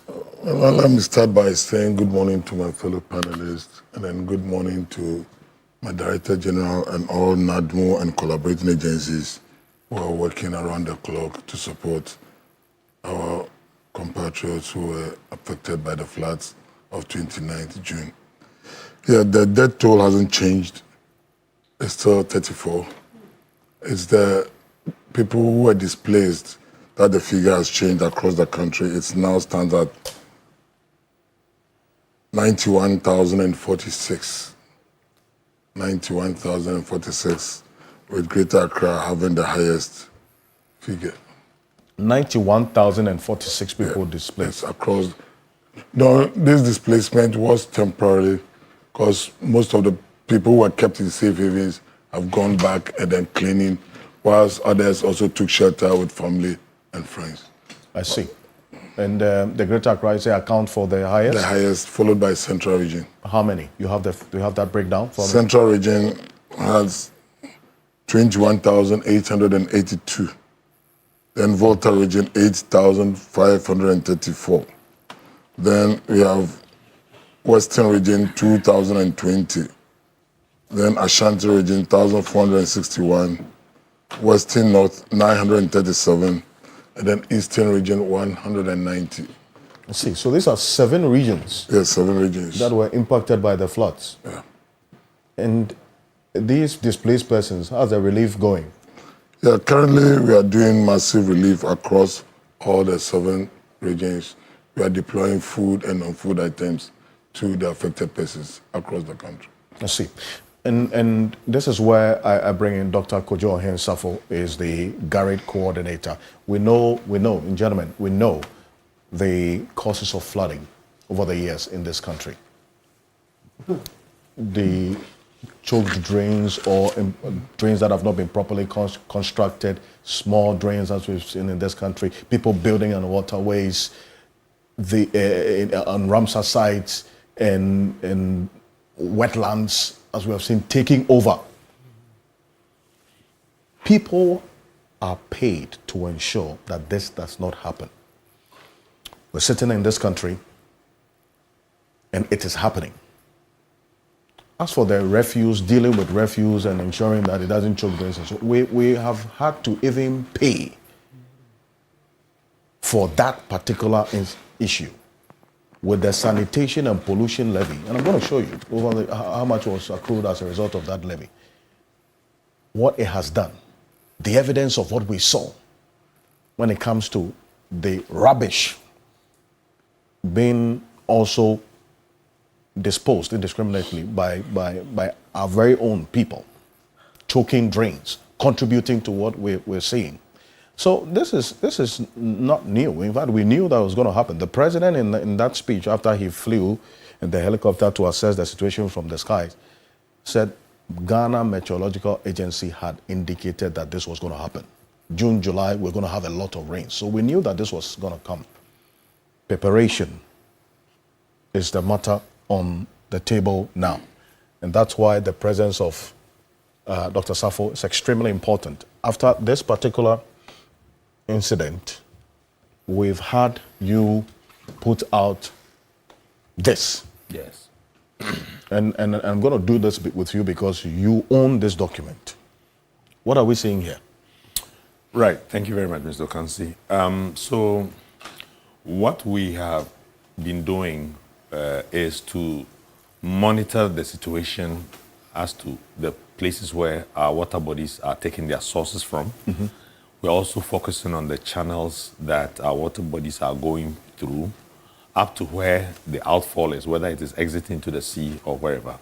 We are trying to track the nature of the development in those locations because what happens there would ultimately affect the capacity of the city to drain whenever there's rain. So some of the images we are going to show is comparisons, and that is showing the scale because you see, we all talk about, we know that people are building waterways, but what is the scale? If you see the scale of what is happening, it gives you a sense of the nature of the challenge. Mm. So you see that the image to the left is showing, for the very same spot, a certain section of the Ebri hillside. Ebri hillsides. Mm-hmm. Now the hillsides, you see that this is one of the roads, oops, sorry. No, that's okay. The roads leading up to the hill, up to the top of the hill. Yes. You see some developments on the right-hand side of that section, but on the left-hand side, there's virtually nothing happening. Mm. This is 2023. 3 years later, you see that the developments on the right hand of the road have increased. I see more buildings there. You see now they are plotting on the other side of the road. Yeah. people have started scraping the surfaces They for are development demarcating their lands. all over. Now, what this does is that it reduces the capacity of the existing ground to absorb some of the runoff. What the greens does is that it allows water as it rains to be absorbed into the natural aquifer, which is underground. I see. But once you scrape it, it Absolutely. creates a demand to channelize the rain. True. And so now somebody's personal development efforts is creating a city problem.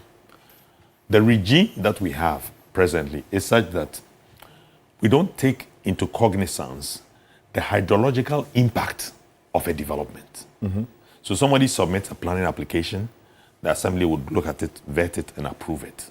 Except that they perhaps will look at the site analysis without looking at what is the impact of this development in terms of flooding downstream. So somebody's failing at their job. Well, That's why this is happening. exactly. I think we I mean, have to it's put a it quite it's a- clearly. it's a systems Because issue, if you're so- saying that this is not supposed to be happening, it is happening, and it's actually increasing. The buildings are increasing over Exactly. here. Somebody is sleeping on his job. Well, but you have to understand that it's part of a system. So it's systemic failures at different junctures that have combined to the, so somebody failing at a job, you're right. Institutional capacity is an issue. But just this one of the images we wanted to point out. So at the sources, you would see that these developments, when they are not controlled and they are not managed well, because there are, in other countries, people build on hillsides, but the regime for that is different from ordinarily anywhere else. For example, there must be impact charges, which is different from if you were building somewhere in some flat ground somewhere, because your development is generating higher adverse impacts than somebody else. So those are some of the gaps that we have in the system. I see. You can go to the next one. I'll just show you basins. Let's take a This look. is Tetegu. When we talk about the spillover from the Densu, we talk about Tetegu. Yeah. This image is a satellite image from 2010, where we have the red boundary, the specific site. In 2010, there was virtually no development here. No development here. Just a few, spots here. The rest, there was no development. Fast forward 15 years later, this is the same place, the same location. Now you see more than half of the land, and it's a wetland. True. It's a wetland. And the wetland's function is to receive the runoffs and to allow it to pond and naturally to percolate, go into the ground. But we've compromised the wetland. This is 16 years down Yes. the line. This place, which We've was, taken more than 50%. and this is supposed to be a wetland, It's a wetland. It's a wetland. Nobody's supposed to develop here. and yet people have developed. People have developed. And I see buildings taking over the place. All manner of buildings. So who failed at his job for this to happen? I think I just want to place culpability where it has to be, so that we know exactly what we're talking about and who has to answer questions. All right. Who failed at his job? The primary responsibility for land use is the local authority. That's where the primary responsibility is. So the local authority must ensure that where developments must not happen, developments do not happen. Where they do happen, they have the powers to cause those developments to be removed. So insofar as those powers were not exercised, that is the first point. So to that extent, because people have always said, but the chiefs own the land. Yeah. Anybody can own land. It does not matter. The right to the particular type of use of land is statutory, is the state's power. So to that extent, you can buy the land, you can sell the land, but the state determines what function can be put in a particular location. So to that extent, it's a local development, or what they call development control issue, that they allowed it to happen. Right. Part of the law is that before any place is settled, there has to be local plans. The local plans must be the basis for which permits are given for developments. One would ask, was there a local plan for this area before people started building? Largely not. Largely not. Wow. And that is what is happening. And the local authorities. So you can are just proceed to the doing- next. So these are satellite images. These are drone shots that we took to show you what is happening. This is a wetland. The same Tetegu. Tetegu wetland. The same Tetegu. Where buildings are not supposed to be, They are not. All of these buildings are not supposed to be here. but they are there. So you see, what happens that in a dry season, when there's not a lot of water, you see that the people will come, fill up the place with laterite and start building. Some of the places, I'll show you some other images. The first action is just fence it off, do what they call dwarf wall, so a short wall to demarcate the plot and then leave it. After the next rain cycle, when we get to the next dry period, then people start developing. So what they do then is to push the water body into a narrow channel. When the whole of this area is supposed to receive the spillage, the overtopping of the drains. If this drain, for example, or this water body receives much more than the size that's available to it, it will spill over into these places. Sure. Now, what's going to happen is that NADMO is going to be called, come and save us. You were not supposed to be here. But now you are compelling the state to provide resources To save you. to save you. You can I show see. similar thing. Now, part of the things that they do is that because they push the water body, it gets into these winding shapes, just so that people can. You take a look at these. So these are the forced redirection Exactly. of the flow of the exactly, river. exactly. That's troubling. I mean, This is Malam. Malam, 2010. In 2010, the developments were ringing just at the borders of the what do you call it? The wetland. Yeah, no, comment. The river. Oh, go ahead. When he was talking about the river meandering and says it's the development that is causing it, I said, no, that's not what causes that. That is a river in its mature stage. It naturally will go that way. But that's another matter. When we get there, we'll deal with it. If we take the satellite images from before, because we looked at satellite images going all the way back to 2002, when we could get clear, you can see the channel where it's going.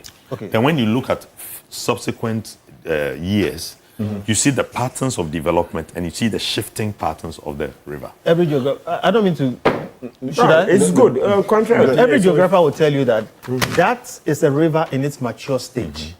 As the years go by, it deposits and it meanders everywhere in the world. That is a delta. What you're talking about is the Densu Delta. Yeah. Okay. So it's not a development that causes that. What the development does is it really constricts where the river can meander to. But almost every 5 or so years, the river will be changing, but definitely will be winding because it's called a river in its mature stage. When you get to that point, it's a low-lying area, it deposits and it meanders. Not to dispute that. Right. We said, and you've agreed with that, is a delta. It's a space not for development. Oh, absolutely, yes. the That's point we're another making matter. here. Absolutely. That there should not be developments there. Wherever there's excess flow, there must be space for the water to at least I speculate. don't mean to debate you, so when we get there, I'll make my point. Perfect. But, Now, go so ahead. this is 2010, This Malam. 2010. And when you get to clearly- 2026, again, you look at the same space, and you see that developments have virtually taken over the whole of the wetland there. Then we can go to, so these are some of the things that we're seeing. Now, what we observed in Malam is that in Malam, particularly in Malam, they're filling it with solid waste, and then they cap it with laterite, and then they sell it. They fill the wetland with solid waste. Solid waste, And cap then- it with laterite, and then somebody goes and pays for bought land, and then only to find out when he starts excavating that it's solid waste. Oh, so let me understand this. So this place is not supposed to be a built area. No, Yet supposed to be left free. people have permits to build on it. Whether they have permits or they don't have permits, people are there. We don't know whether they have permits. It's now for us to interrogate. No, but if you Because don't if have permit, if- no, If you are to have a permit, there must be a local plan, the basis of which you get your permit. so great. If they don't have permit, Yeah. and yet we are seeing these buildings developments, take over yeah. this way, and there's supposed to be a local authority going around to ensure that this doesn't happen, then there's a problem somewhere. Because Absolutely. you know, So it shows if that the system has failed. somebody must be paying for this. Because I'm sure we'll talk about what you're going to do next. Because if we are seeing all this, it cannot be This is the what I case. wanted This to is it. show. This is the state when the solid waste has been brought to the site.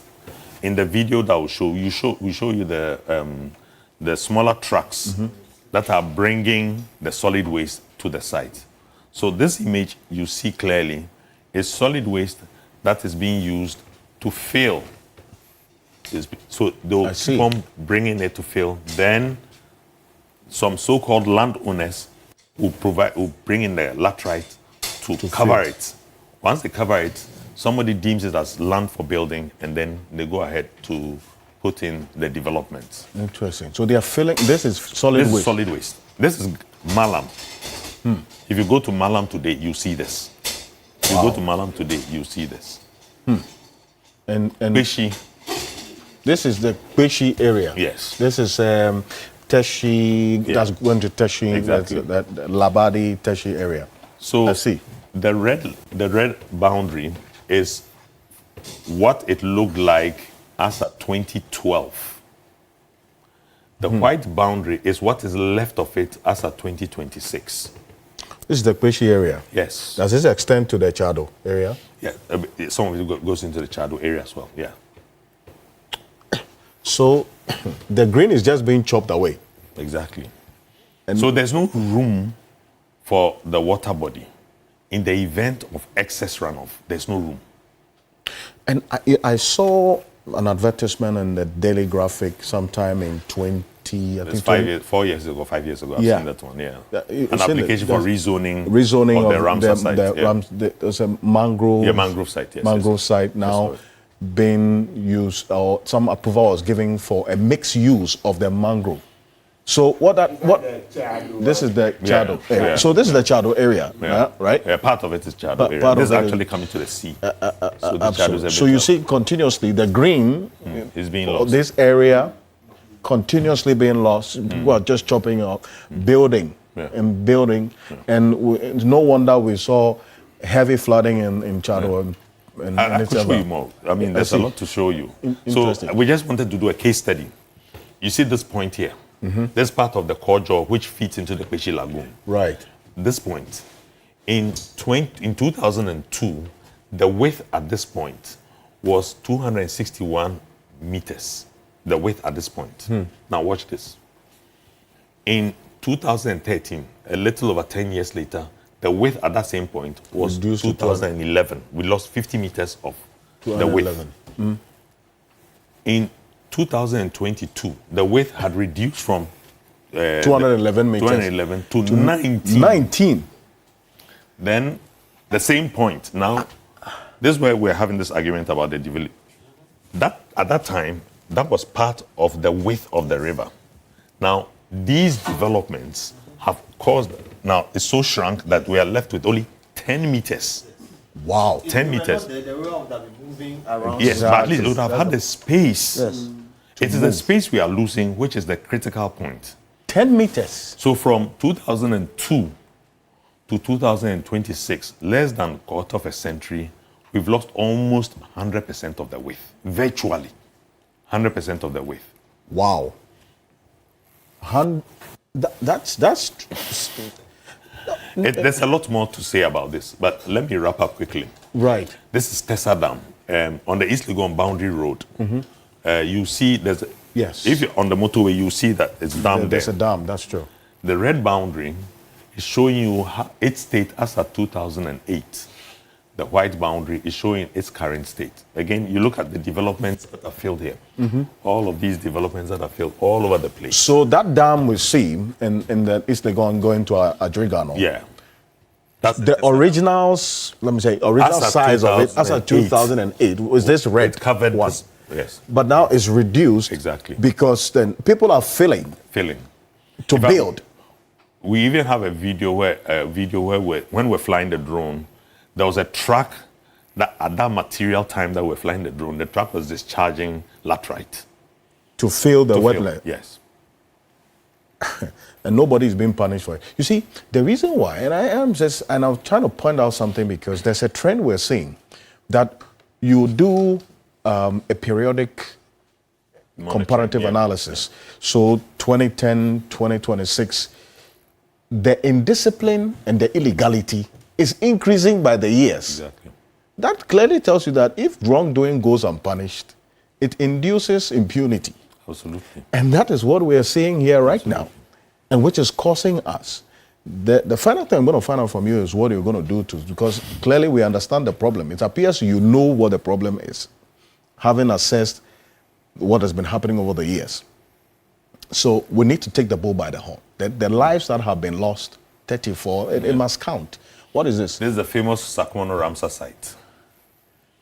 In 2011, the red boundary, the red boundary would show you the extent that it covered. This is 2011. Wow. In 2026, this is what is left of it. Sakumo, Yes, that's almost gone. Oh. virtually. One could Look say, at that. but for the Greater Accra Regional Minister, we will not even have what we have here. You know, she came in and started trying But to you see get what's people interesting away. about this Ramsar site? Every year there's demolition. Yeah. And then they come the back. next year they come back They and come the, back the and- building is up. And they extend it even further. What do you think could be the problem there?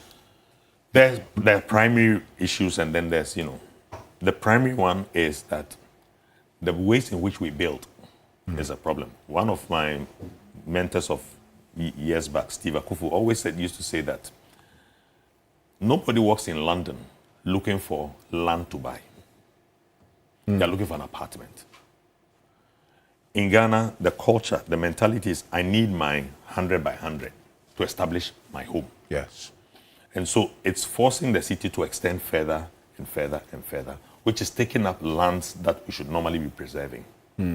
That's the fundamental issue that is driving the pace of urbanization as we have it. Let me give you an example. Ho, up until 4 years ago, would you have ever heard that it flooded in Ho? No. There's a hill, they call it the Kabakaba Hill. If you go in the last 4-5 years, the speed of development that is happening on that hillside is a contributory factor to what is happening in Ho now. Go to, if you're from Sekondi, there's a place, is it Butumejebu or something they call it? There's a hillside on your left-hand side again, and it's being cleared.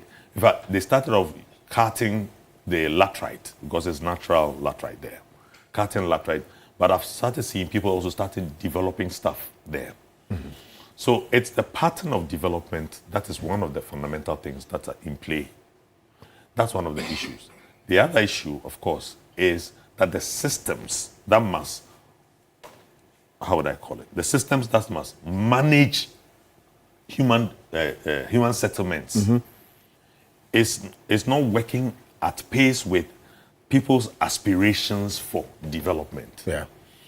Number 3 is not just the systems, but the capacities at different levels, institutional levels, to be able to manage these processes are not always in tandem with the pace of development.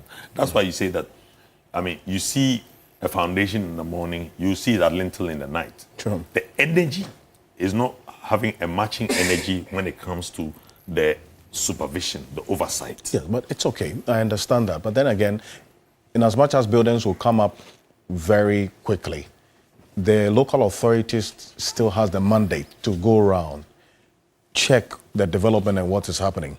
Now, Dr. Safo, I'm going to have you, take a rest a bit, and let me just put it on record.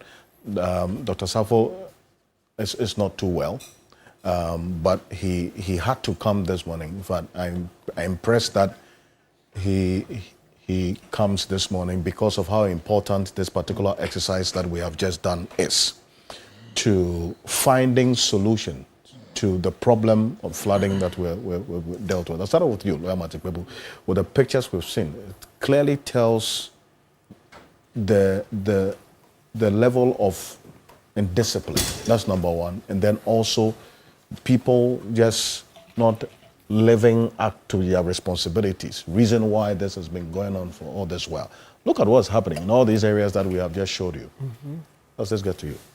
Yeah, so what shall we say? I mean, like in preparation for this morning's debate, I've had opportunity to look at President Kufuor complain about this same indiscipline, throwing refuse into the Odo, etc. It didn't start today. Remember even Vice President Aliu Mama, he had a campaign on indiscipline. People throwing rubbish into the Odo and other the water bodies, drains, etc. And I'm sure if we dug further, we would see that even in the colonial times, it was there. So as a people, and you remember, so yesterday night, I even sent you a video showing Côte d'Ivoire, That's Côte true. d'Ivoire, As we go on, where hold this is in Abidjan. The water is clean, very clean, and they're showing that, you know, for Ashantis and the other tribes, there are people in Ghana and then the same people in Côte d'Ivoire. So we are like, so what is the problem? So we in Ghana here, we choose to pollute the water bodies with all manner of effluents, right? And then in Côte d'Ivoire, they keep the water clean because this Odo river, I remember those days, I didn't, those days when we went to Legon, the first year, level 100, I read Jog Kofi like you in secondary school, and then when I went, so level 100 Jog, I remember Professor Jansen showing that, this Odo River, it could be cleaned up, and then we even have boats on it. You know, I remember those lectures. Yeah, but they will clean the Odo. So you are talking about the... It was actually at some point a promise. Yes, 98, 99. So to be cleaned up. So they will put boats on it, etc. You go to many cities around this world, and you see boats in the center of a city on water bodies. At least I've done one in Berlin, where you go to Checkpoint Charlie. Yeah, you see clean water, right? But it's a problem. You just look at it, you're like, it's like everybody wants to just get rich quick. So, all manner of things. I really, it beats my imagination, but we cannot throw our arms in the air. It means that law enforcement must come down hard. Sorry? Yes, law enforcement must come down hard. Otherwise, then the laws have no use. You find people sending emissaries to beg the regional minister, DCs, not to do demolitions. We must do the demolitions because it's insane. It's insane. You don't take reservations. These are wetlands, Ramsar sites. Yes. Taking over dams are being filled. Yes. I mean, how? The Dr. Safu referred to. There's even one. This Tessa Dam, East Legon. So somebody in preparation 4 days ago, I went to East Legon to look at the Tessa Dam. At least that one, I'd seen it years ago, where it had more. The width of the dam was bigger. When we went there, that was on Tuesday, 30th June. Yes, they've started filling, they've been filling it up and selling. So East Legon, where we have the elite sitting, they are sitting down and watching the landowners fill up the Tessa Dam. What kind of attitude is this? So I think, look, we will not just lament and rant here. Look, let the laws work. Look, I remember a few years ago after the floods, there was a promise that all buildings in waterways would be demolished. It went on and on and on, and then after a few months, the conversation died. Then here we are again. So for me, perhaps instead of putting only government appointees, because the president, and we're coming to it, he appointed a committee to look into these drains last year. We don't know what happened. Honorable Bedu, you are here. Parliament raised it a bit. You see, when you put everything in the hands of politicians, that's the problem you get. The politician is always interested in votes. The politician is always interested in votes and will take care of himself first. You know how this morning we started with this thing about 3% payment to members of parliament. It's not their salary. Auditor General doesn't audit their personal account. So you imagine we live in this state where we pay parliamentarians and it cannot be audited. So it tells you many, many examples that if you leave things in the hands of politicians, because of votes, the moment they go and they want to act, it will be like, we'll see the next time you come here for votes. So why can't we agree that let's devolve a lot of the power? Of course, maybe later when we begin to say there's a promise that we'll begin to vote for the DCs, MMDCs, etc. We'll see how that will help. But in the interim, maybe next time we are constituting such a committee, we shouldn't make it so politically heavy. You should put in ordinary, put Kofi and Ko who will not need votes, right? Yes. Because I don't need votes. Yes, you don't need votes. So look at those that you know that there is no chance on this earth that the person is coming tomorrow to act for any political office. So, but the politician must rise beyond the threat of votes. Yes. If I've built in a waterway, or someone has built in a waterway on a Ramsar site, wetland, dam, filling dams. Yes. And so as a result of these floods, Dr. Safo and the committee that has been set up with the military and all hit the ground with bulldozers, pull these buildings down. Oh, Dr. Safo is part of the last year's committee. No, I'm talking about this year. A committee was just again another one. So two days ago. Has the old one been decommissioned? What are their reports? You see, this type of. Meanwhile, NADMO is there. Ad hoc, knee jerk. This thing has to stop. That's to stop. Yeah, because the first committee. So have they been disbanded, decommissioned, and then a new one has come? So where are they taking off? Where is NADMO filling in? Yeah, it just. The politics of it, it's sickening. It's sickening. We can't continue like this. Yeah, sometimes you look at it and, I'm beginning to feel more like the Chinese system, their system of democracy. You see the Chinese, the communist parties, and they take people who have proven themselves in life, and you look at their top echelon, they are engineers, etc. But Ghana is the one who can convince the people for votes. Look at you see, initially the Americans would tell us, China is not democratic. China, in the early 80s, China was still dependent on America and other countries for aid. 44 years on. Today, see where they are. It's beginning to become more appealing that perhaps we should look to the Chinese model. These are elections that are open to anybody that can, do rabble-rousing, right? Anybody that can convince citizens. So if you have a sweet tongue, not like sweet mouth, like we say, so you can persuade citizens, you get votes. Meanwhile, as a person, you haven't achieved much, you don't have the gravitas to get things done. I think it's a huge problem in our politics. But look at how the Chinese are at the top there, they are engineers. Yeah, they are engineers. So, engineers have a way of thinking. But come together here, we say, Kabi Mamin Kabi. So everybody can say anything they like. And then, we keep talking and talking. And yeah, the talk is good. It's bringing us some results, but it appears it's slow, especially compared to the way from the early 80s. China was receiving aid. You can check in the early 80s. Today, they are beating America hands down in many areas. And many areas. It fits into... Can't we copy from China? Change this our model of democracy? No, Mr. Bento, come, no. Changing your model of democracy is not what is going to make you become China. And when you talk about changing model of democracy, I think to say that this voting for people, electing them and putting them in office is not as good as a soldier taking a gun. You shouldn't talk like that. You know better.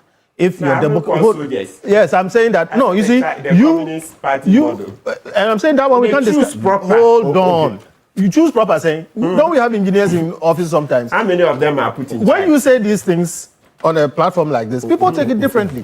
No, I'm talking about. I'm looking at results. I'm just throwing caution that Martin is not asking for a coup, please. You should just declare next time. It hasn't gone there. I said their model of democracy. I'm just saying. So we should change. I'm saying Martin is not. I don't. Let me move on. Was that the indication? No, I'm saying that somebody will misunderstand it and say our democracy. As for the because I've seen a lot of that. Okay, thank you. Give me one sentence. Let's say. That the people here. There are memories, so I don't want us to lose sight. I don't want us to lose sight we can't run away from it. Doing right now. No, if that's what I want to say, we can say remember about it. Let's stay focused. Okay, let's stay focused. Not that we want it. Let's stay focused. Okay, now if that's why you are shy. Please. So, Doc, thank you for coming in. This is not against you, but I don't think Garrett is going to solve any problem because you deal with the problem where it is. So I don't mean it personally, but this is where my problem is. I wish Garrett would focus differently. So Doc said a lot of things. Let me lay this foundation. In Imani, we don't claim expertise in anything. We speak generally as citizens, etc. Okay? But I'm going to break that because on this, I have some expertise. All right? I studied geography all the way and I have a degree. I taught geography and I worked in geographic information systems. I understand these things a bit more than average. And I'm saying these things because I'm going to counter some of the things that Doc has said. He gave many reasons why we have the problems we have, refuse and all those. None of them is the reason. There are two main reasons why we have floods in Accra. One is uncontrolled development and government failure at all levels. The uncontrolled development is what we see. Yeah, he mentioned that. Yeah, I'm saying he gave many reasons. Okay, throwing of refuse, building in... that's what I said. I okay. So we need to get it. That's why I said, if we can define the problems well, we know where to go and deal with them. Uncontrolled development and failure of government at every level. He made a point that development is handled at the local level. True. Okay, which is to say, you go, you get the land, all right, and then what you build on it is a state function. Okay.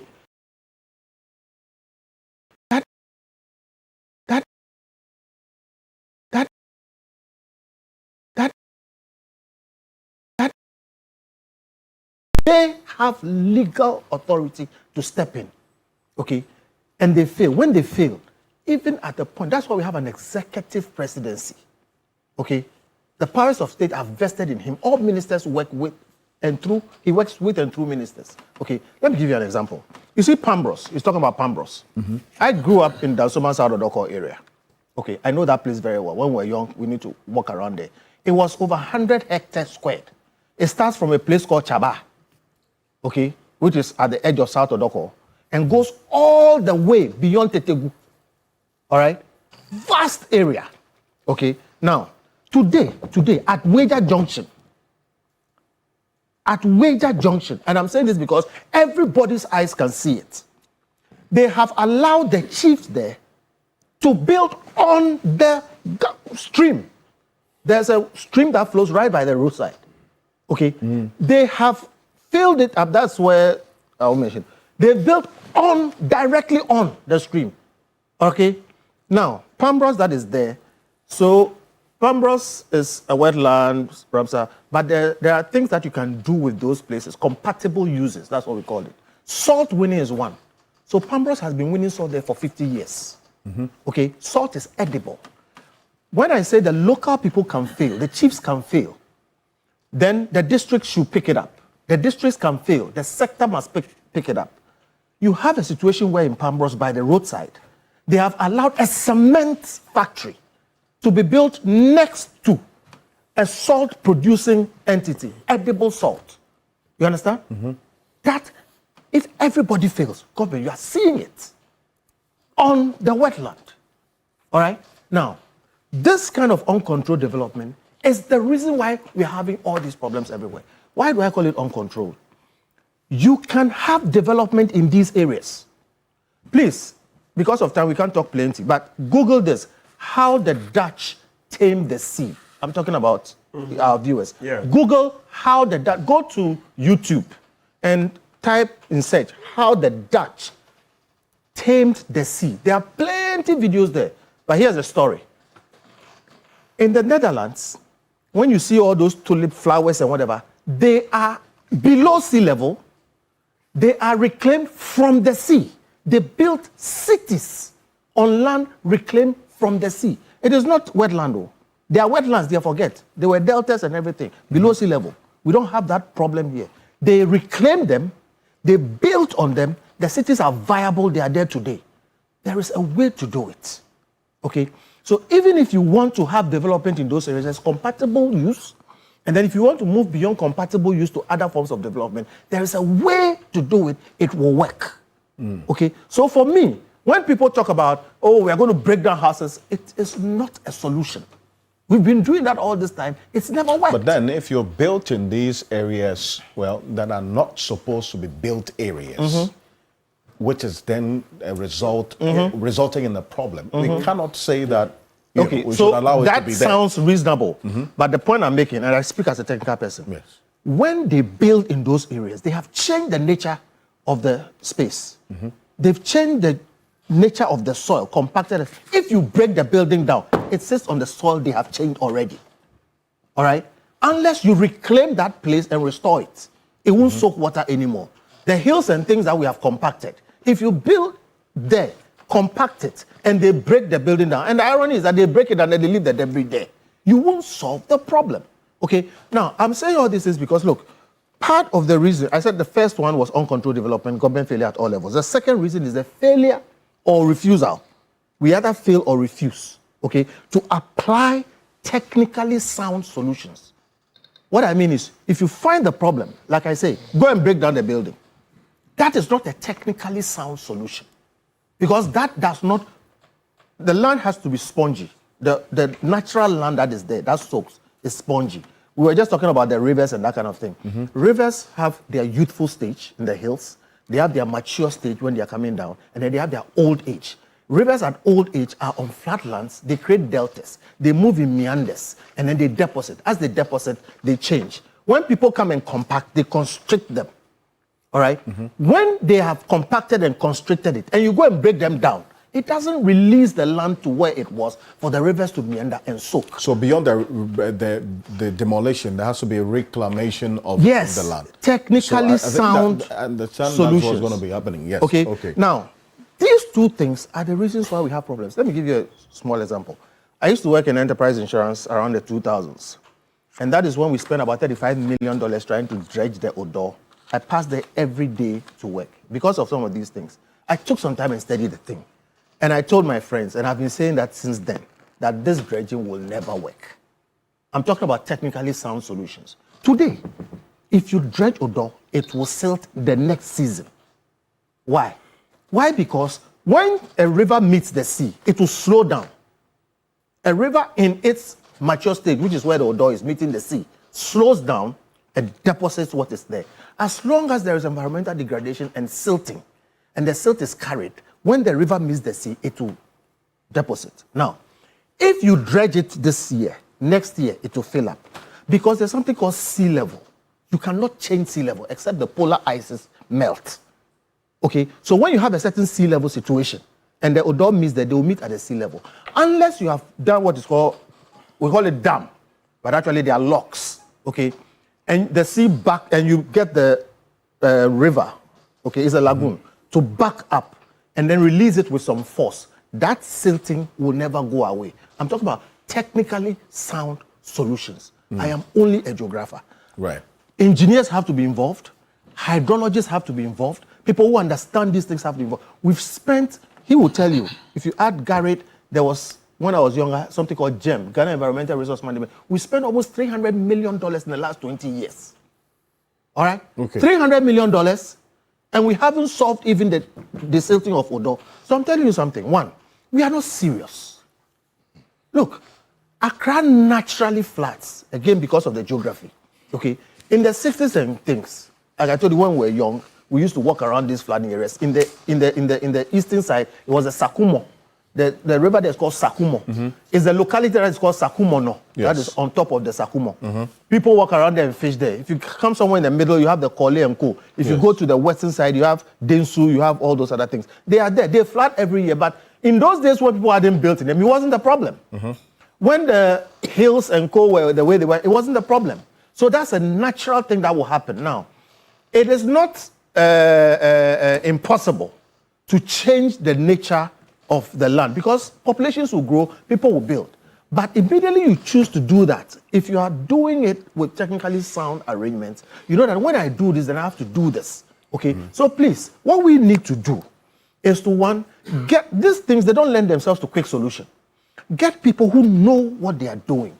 And if Gary will succeed, it has to succeed by going back and making sure that the failure of government on the different levels is dealt with. Government people can't sit in ministries and say that it's the local people who have sold the land, so we can't do anything about it. When the flood comes and people die, the president will have to go into a helicopter and people have to go and walk through mud. Every president in my lifetime has walked through mud. We sat here in this country, Jerry Rawlings descended in gutters and was shoveling gutters. Jerry Rawlings, the president. And I remember at the time, I said, this is not the solution. The solution is to sack the person who has to do that. Okay? We saw our president now on a helicopter. Dr. Bawumia was walking through the mud. They have done that every time. It will never solve the problem. Baby, I put technical people in the room, have a 5-year plan, let them come up with ideas, and let's face this. No one government will solve this problem. But you see, the challenge is that I, over the years, have sat in conversations where there are same technical people who have come up with same long-term, medium to long-term plans. The matter is not about the absence of thinking or the capacity to do this technically. It is the discipline to adhere to the effective implementation of the plans and measures. Yes and no. That those technical people you're talking about. Yes and no. I tell you what, when we search, we will find. Yes and no. Technical people who have made proposals. Yes and no. As to how this can be solved. So some technical people make proposals, that kind of thing, and then you have a leaders making some decisions, that kind of thing, and whether we want to do it or not. Where I have a problem, and I use the Odo River thing, Some technical people agree that we had to dredge it. It was a technical decision. And we brought dredge masters. Okay, later on we went to Zoom Lion and put those toys on the thing. Okay, that technical intervention was not sound. And I've explained it to you, that it is not possible to dredge the Odo at the place where it meets the sea. Okay, because you can't stop the sea as long as the silt is in it. So some things don't lend themselves to quick solution. Sometimes we like people to take some action for us to. There is action that is not progress. Not every action must be, misconstrued as progress. And sometimes our leaders want to be seen to be doing something. Half of it is why they like breaking things down. And let me make this point too. Do you realize that when these things happen, you don't see district chief executives at play? You see MPs and you see ministers and co running around. It is not their job. It's the DCE. It is the DCE who is failing. It is he who has to do it. You know why they don't do that? Because there's no reason for them to do it. Nobody elects them. So I'm saying the technical thing, you see, sometimes the technical people, some of us, we have some meetings and things, we talk about some of this, people agree with you, so when you go, they won't mind you. Because sitting down to have a 5-year program, which will go beyond this government, they want to do something. So they'll go and put machines on Odo and try to dredge it. They'll break down some buildings at the Ramsar site and leave the thing there because they want to be seen to be doing something. We all have to come to a point as a country to appreciate that when you have caused problems over 50 years, it will not take 4 years to solve it. And if you're going to solve it, look at how long and how much work went into creating the problem. It will take that much work to reverse it. Okay? So please, and I'm happy you are here. Maybe this is what you should feed back to them. We should sit down, have a phased approach to dealing with this. Otherwise, figure out how we can survive in these conditions. So, Mr. Beto, thank you. But there's some considerations to the phased approach. And let me just put on record, Engineer Abdullah Mahama, a structural engineer, is also going to be joining us. He talked about the role of engineers in dealing with this. So he'll join the conversation in a bit. But after understanding the magnitude of the problem, because what you have shown us this morning is some work that you have done. I mean, quite extensive, giving us the periodic analysis over the years, 16-year gap, sometimes 20 years over the period, what these wetlands, dams, Ramsar sites have become. What's the thinking, to address this problem, that this place is supposed to be green, but yet we see buildings filled in there? Certainly, they would have to come down. I mean, Mr. Bento, from the understanding I get, is not so much against the It's for the restoration of the function, the wetland demolition of the buildings alone. Yeah.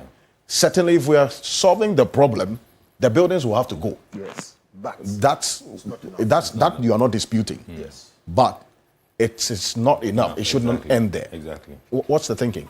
No, so largely some of the points that Kofi have raised, I agree with you. And coming from my background also as a planner, I agree with you on largely some of the things.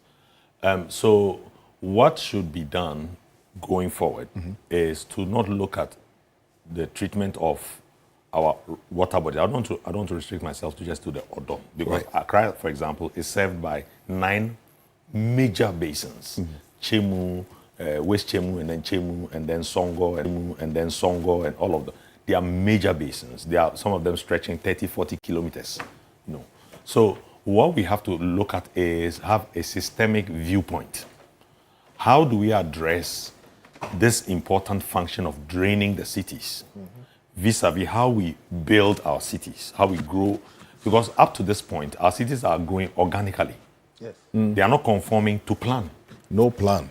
Just And unfortunately, the first tier of the state's power, which is the assembly level, one could say has significant capacity issues. For example, if you take all of the 261 assemblies, hydrological engineering capacity is almost zero. wow. So they have to be served by Ghana Hydro Authority, which is a centralized state agency. Ask me, how many hydrological engineers are at Hydro to serve 261 jurisdictions? Take Tech. You've seen what happened on the Wiwi stream that flooded and all of those places. That is one assembly. Then you take the Sisine stream. You take 7 Abuabo and all of those places. Yeah. You'd go to the Kumasi office of the regional office of Hydro, and they don't have more than 5 staff, of which some are administrators. So assume that every assembly is doing their plans, and they need a hydrological engineer to come and help them to do their plans. 3, 4 engineers serving. Kumasi has 30-something districts. So, to cut you see, so yes. that's what I mean when I say failure of government at every Absolutely. level. No assembly or these small assemblies cannot support a hydrological engineer. It's a specialized area of engineering. So at that level, you have to have that person at the top and let the person feed all assemblies in one area. Why is that not possible? We are training them. Why are we not using them? So then you come to, okay, so at that, the centralized one, how many are available to provide the support? Again, So then, why are they not available? So then it's a matter of looking, that's what I'm saying, you have to look at it from a systemic point of view. Because if you look in isolation, you may solve a culvert problem, but you'll not have solved a flooding problem.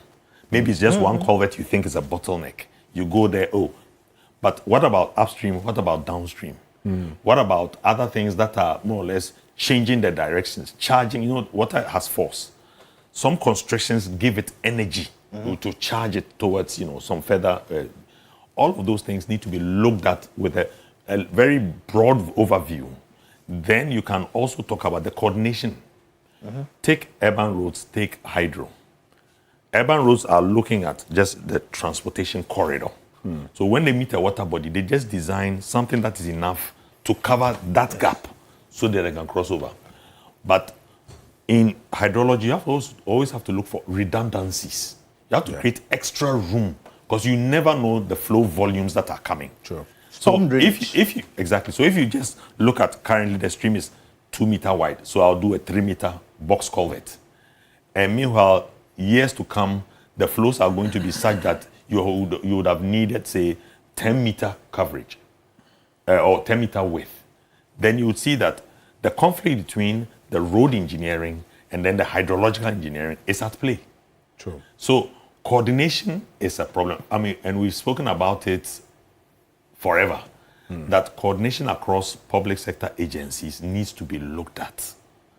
Because even within, let's say if you take the assembly, even within the assembly, where they have the municipal planning coordinating committees, you will still have works engineer doing something that perhaps the roads engineer may not even be aware of. You have the environmental health officer doing something. So coordination at all levels is critical. It's a soft ingredient, but it is very critical for a coherent effort at trying to address some of these things. The coordination bit, because I remember you mentioned this, the lack of capacity to address the rate at which development is taking place across the country and especially in the Greater Accra region, with respect to you, Nadmo, because before the disaster happens, all of this would have taken place. People would have built on wetlands, Ramsar sites, waterways, dams. We're even filling dams now. I mean, then the disaster happens and you have to now deal with it, right? So that's a challenge as well that you highlighted. How's NADMO also contributing to addressing the problem? Talking about solution orientation now. Yeah, that's what we work with the assemblies for them to identify the impediments to the flow. And then we work with them to remove them and then try to open up the channels, drainage channels, so that they could carry a lot more water. That's why we started a project at the Peshi where we are trying to recover the lagoon fully so that it can continue to serve as a flood buffer. But then, like we said from the beginning, when you remove the structure and you don't clear the filling, then work done is zero. Because most of them, before they put up the structure, that ground is elevated from its low-lying state. So you need to remove the filling for it to be low-lying again, so that from the community, it can flow into the Peshi. We have started that, but then we need a lot of funding. All the issues come down to funding. I mean, respectfully, this is not NADMO's job. Yeah. Obviously, that's why. So if it's funding to go and build those things, we are in the wrong place. Not building, working with assemblies. to open up the drainage That's channels. engineering. Yeah. You And see- it's a lot of, it's all funding issues. I mean, yeah. When there is adequate funding, I'm sure our engineers know what to do and they are ready to do it. But what does it take to do what you have to do? That's mostly inadequate. And Most important thing is that the rains are still going to come. So what is NADMO going to be doing? yeah, we'll continue to sensitize communities on the do's and don'ts, so that all they need to is to be alive for us. So we'll continue to sensitize communities. Before the rains come, you have to prepare. When it starts and the flood starts coming, we sensitize you on how to survive. And then post the flooding, you recover. Do and then you have your people at the assembly level? I we mean, have NADMO staff across staff. the country in all MMDAs. I'm asking this because have they ever raised any red flags to you regarding this indiscipline? What's happening here? This illegality of people taking over waterways and wetlands and Ramsar sites. Even before the disaster happened, do they flag it to you? Yeah, sometimes, like the exercises that have been going on, is because of some of these things that have been identified by our staff in the municipalities and then working with the assemblies. That's why we are supporting, because it will come back to us. That is why we are supporting assemblies to remove all those structures and also trying to reclaim and recover the water bodies so that we'll all be free from flooding. Samuyate, thank you very much for coming. He's going to take a leave of us. Engineer Abdullah Mahama is joining us right now. Structural engineer is going to be joining us. Council, Lawyer Bernard Bediako, quickly on this. With what we have seen, clearly, this cannot continue. I mean, there's so far those who just have had their take on this, some consensus that some action needs to be taken. How it has to be done is where the conversation is going right now. That if we're going to demolish, which from the understanding I get, it has to be one of the first things to be done to pave the way for anything else that will take place. Beyond the demolition, what next? And I first of all want us to speak about this, what we are seeing here, what we have run through, all of this. What is happening now? Brother, thank you very much for the opportunity. It's obvious the problems are known. You see, we can spend the whole day talking about the problem. It is known. We all know what the issues are. And the aspect we have today has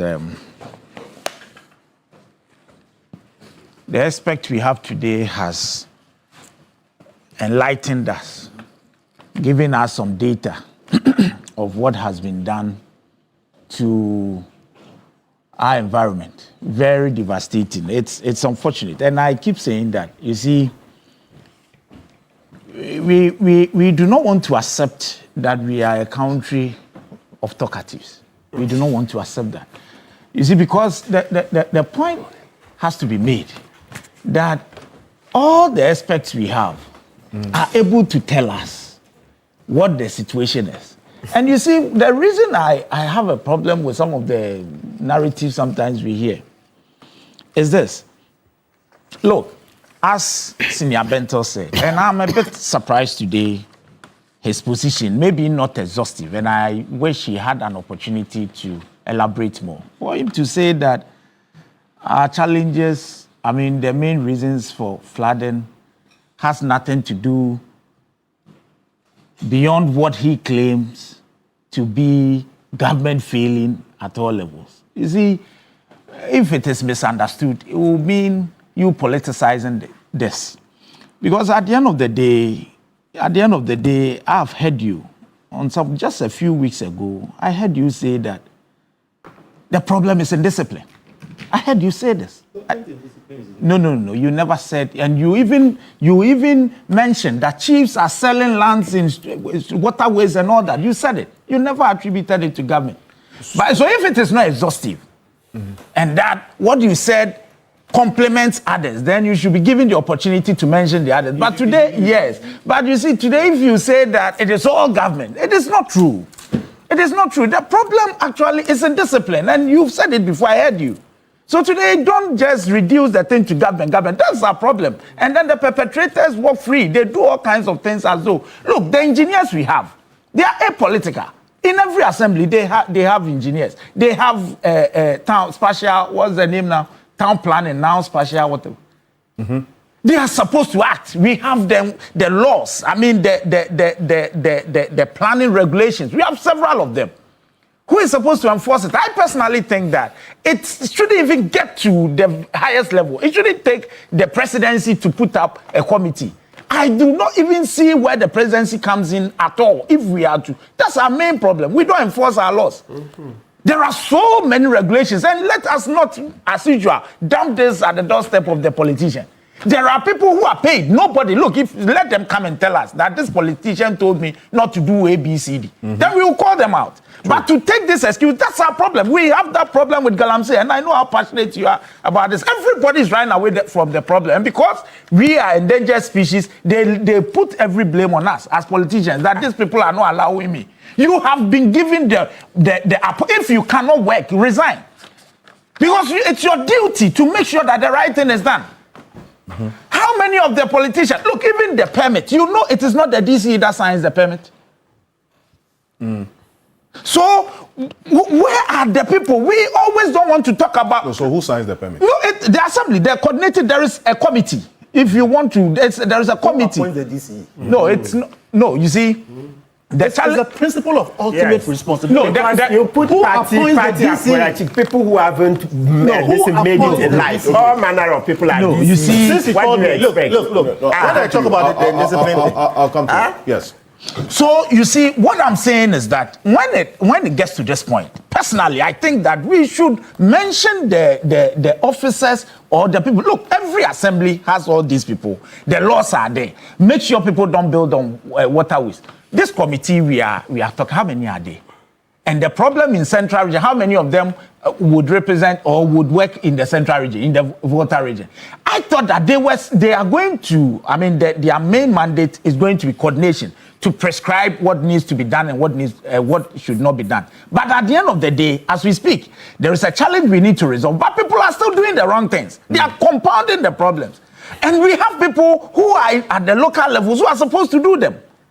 So I think that when it gets to this point, let us find out where such indiscipline is happening. Call the engineer there. You leave the politician, leave the DC. Call the engineer there. Find out what he is doing about it. Let him then come and tell you that it is this DC who said I shouldn't do it. It is this regional minister who said I shouldn't. And he can keep his job. Oh, please. No, but no. But you see, which engineer? But we cannot also because we also hear things they also do. But then we always try to chill them. We try not to mention their names and lay the blame. Because you put them there. No, but if he wants to, if he says he's genuine and he's not doing the wrong thing, he can do the right thing. He should proceed and you take him to some places no, we don't you want see, to so mention. for me, we know the problems. Please. We know the problems. Don't exclude it. Maybe you can say it's not as big as this, but to exclude it and say pointing fingers to the other. Please. But you know, myself and you as lawyers, until they come to tell us, we hear things sometimes that ends up not to be true. At the end of the day, people also, I'm down there, I also know what happens there. I speak to DCs and they tell me some of the structures, they know nothing about it. But I'm saying that, you see, so let's call out who is directly responsible. He should then come and tell us what made him not act. Principle of ultimate No, the ultimate responsibility, I agree. But at the end of the day, before you talk about the ultimate responsibility, these are people who are not beyond rebuke. We can also call them out because the problem, if it is engineering, we have engineers. If it is about the enforcement of the laws, we have people who have been put in charge of enforcing the laws. Otherwise, then let's get them out and then use politicians all through. I'm saying, no, I'm saying we are paying people. They have to work. Let us not continue the path we are. Otherwise, the problem will never get solved. You are saying, and you agree with me, the way our DCs are appointed, some may not even have any expertise in there, but there are experts there. So call them down, let them do the right thing. Not you as a person, but I'm saying as a society, as Ghanaians. And so the discussion has always been about politicians and then the people who are supposed to do or to ensure that the right thing is done go. But you see, beyond all this, I am saying that because of ultimate responsibility, the government would also have to act. And I am aware that there are going to be some stringent measures to even appointees and then the people who the committee and all that.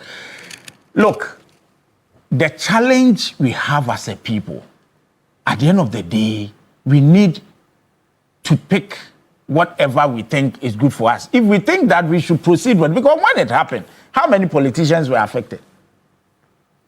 How many politicians were affected? So we contribute to this and we get affected. And now people have lost a lot. People are not able to even find homes. The government is doing his best, of course, has released over 350 billion Ghana cedis to help these victims at least find some respite in their livelihoods. But it may not be enough. We pray that if there are also some private entities who may come to their aid, they should come and do it. But that is just a reactionary measure. At the end of the day, if we want to be ruthless, we want to enforce discipline, we have to go all out. And this is not politics. And I do not subscribe to, arguing on political lines. If somebody wants to do it, fine. Because you see, over the years, President Akufo-Addo's era, there were flats. President Mahamad's era, there are flats. Even President Kufuor, President Rollins. And so if you want to politicize, it's your own matter. People may try to. We've gone on the path of politics. We've gone past that stage. This morning. This morning we haven't. Yeah, no, I'm not speaking just about what is happening this morning. Generally, we've had a lot. Because you see, I don't want us to go there, but maybe I would want to hear my brother on this. The reason why I wouldn't want us to go there is because of how we started this conversation. If we go on that path, it's not going to help anyone. No, but so far, no politician has spoken. Exactly. Do you understand the point I'm also making? I get the point. The people that have spoken are not politicians, so to speak. So he is. That's the focus So I of get the you. conversation. So I hope we don't go that path because it would not help. In the end, the people who are watching, the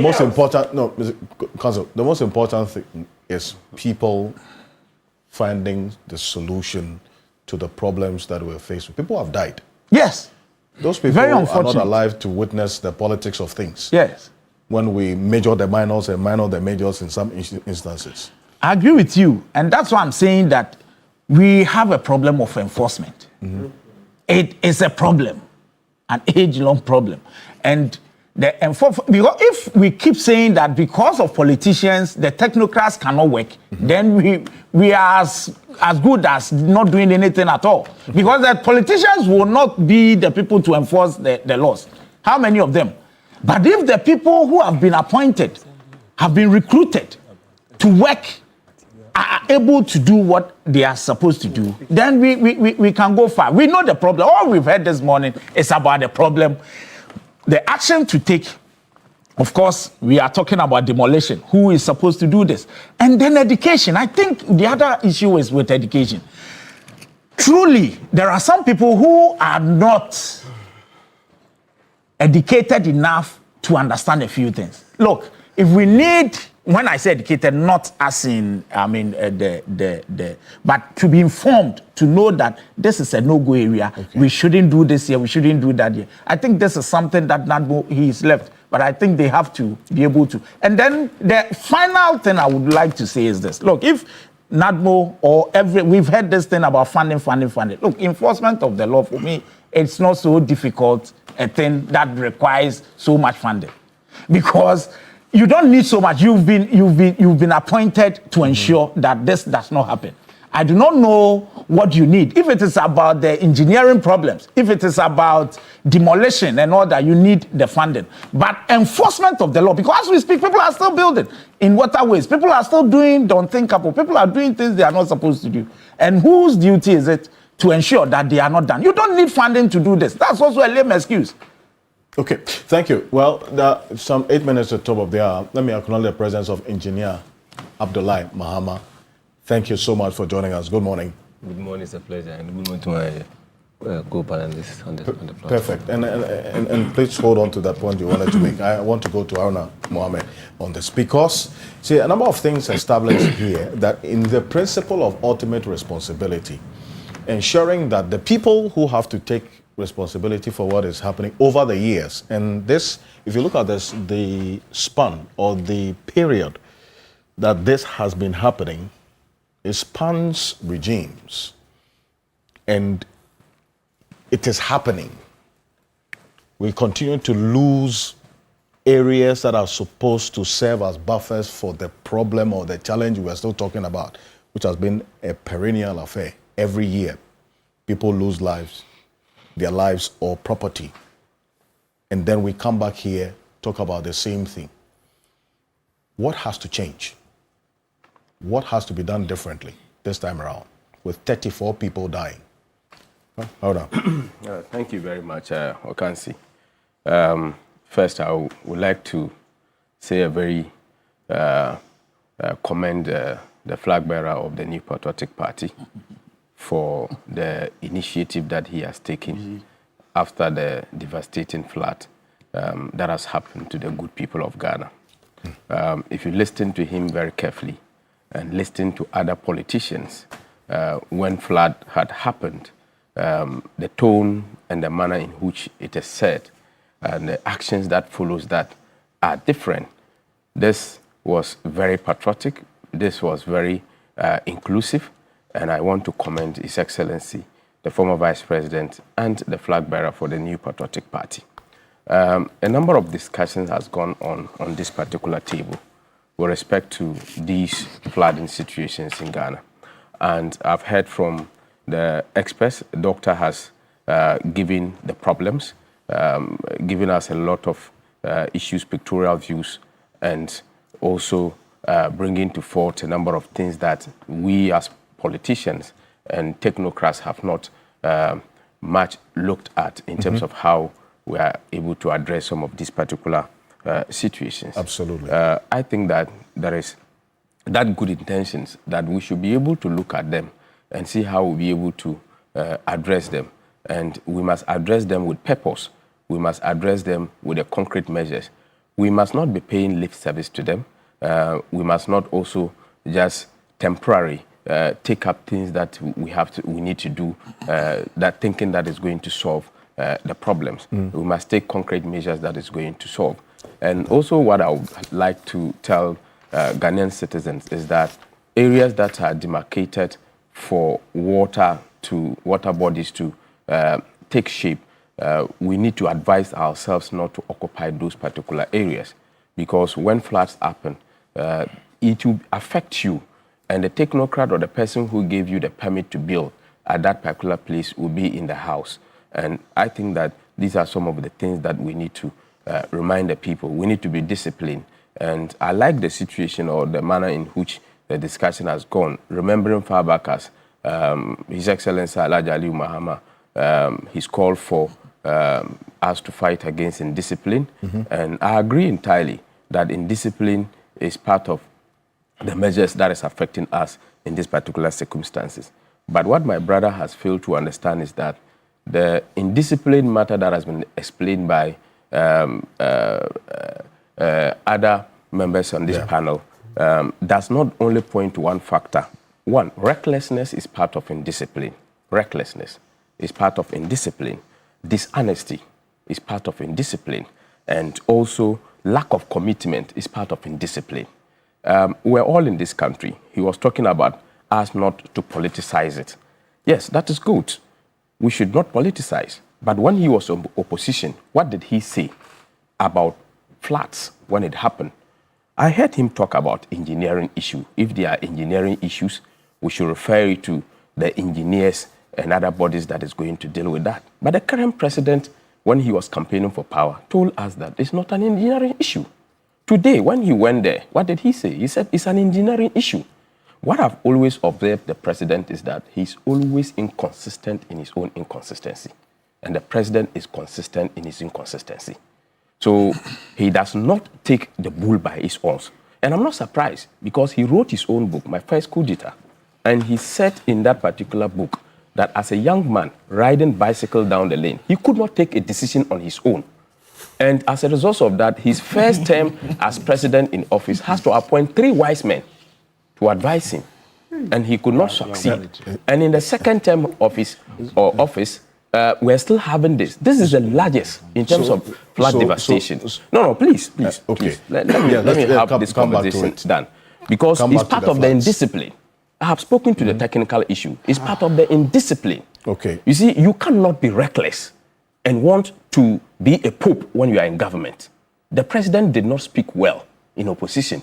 We must call him out. Indeed, the entire NDC was reckless. They are in government and they are dishonest. And we must point it to them. And that is exactly who they are. You cannot come and collapse ministries and separate them.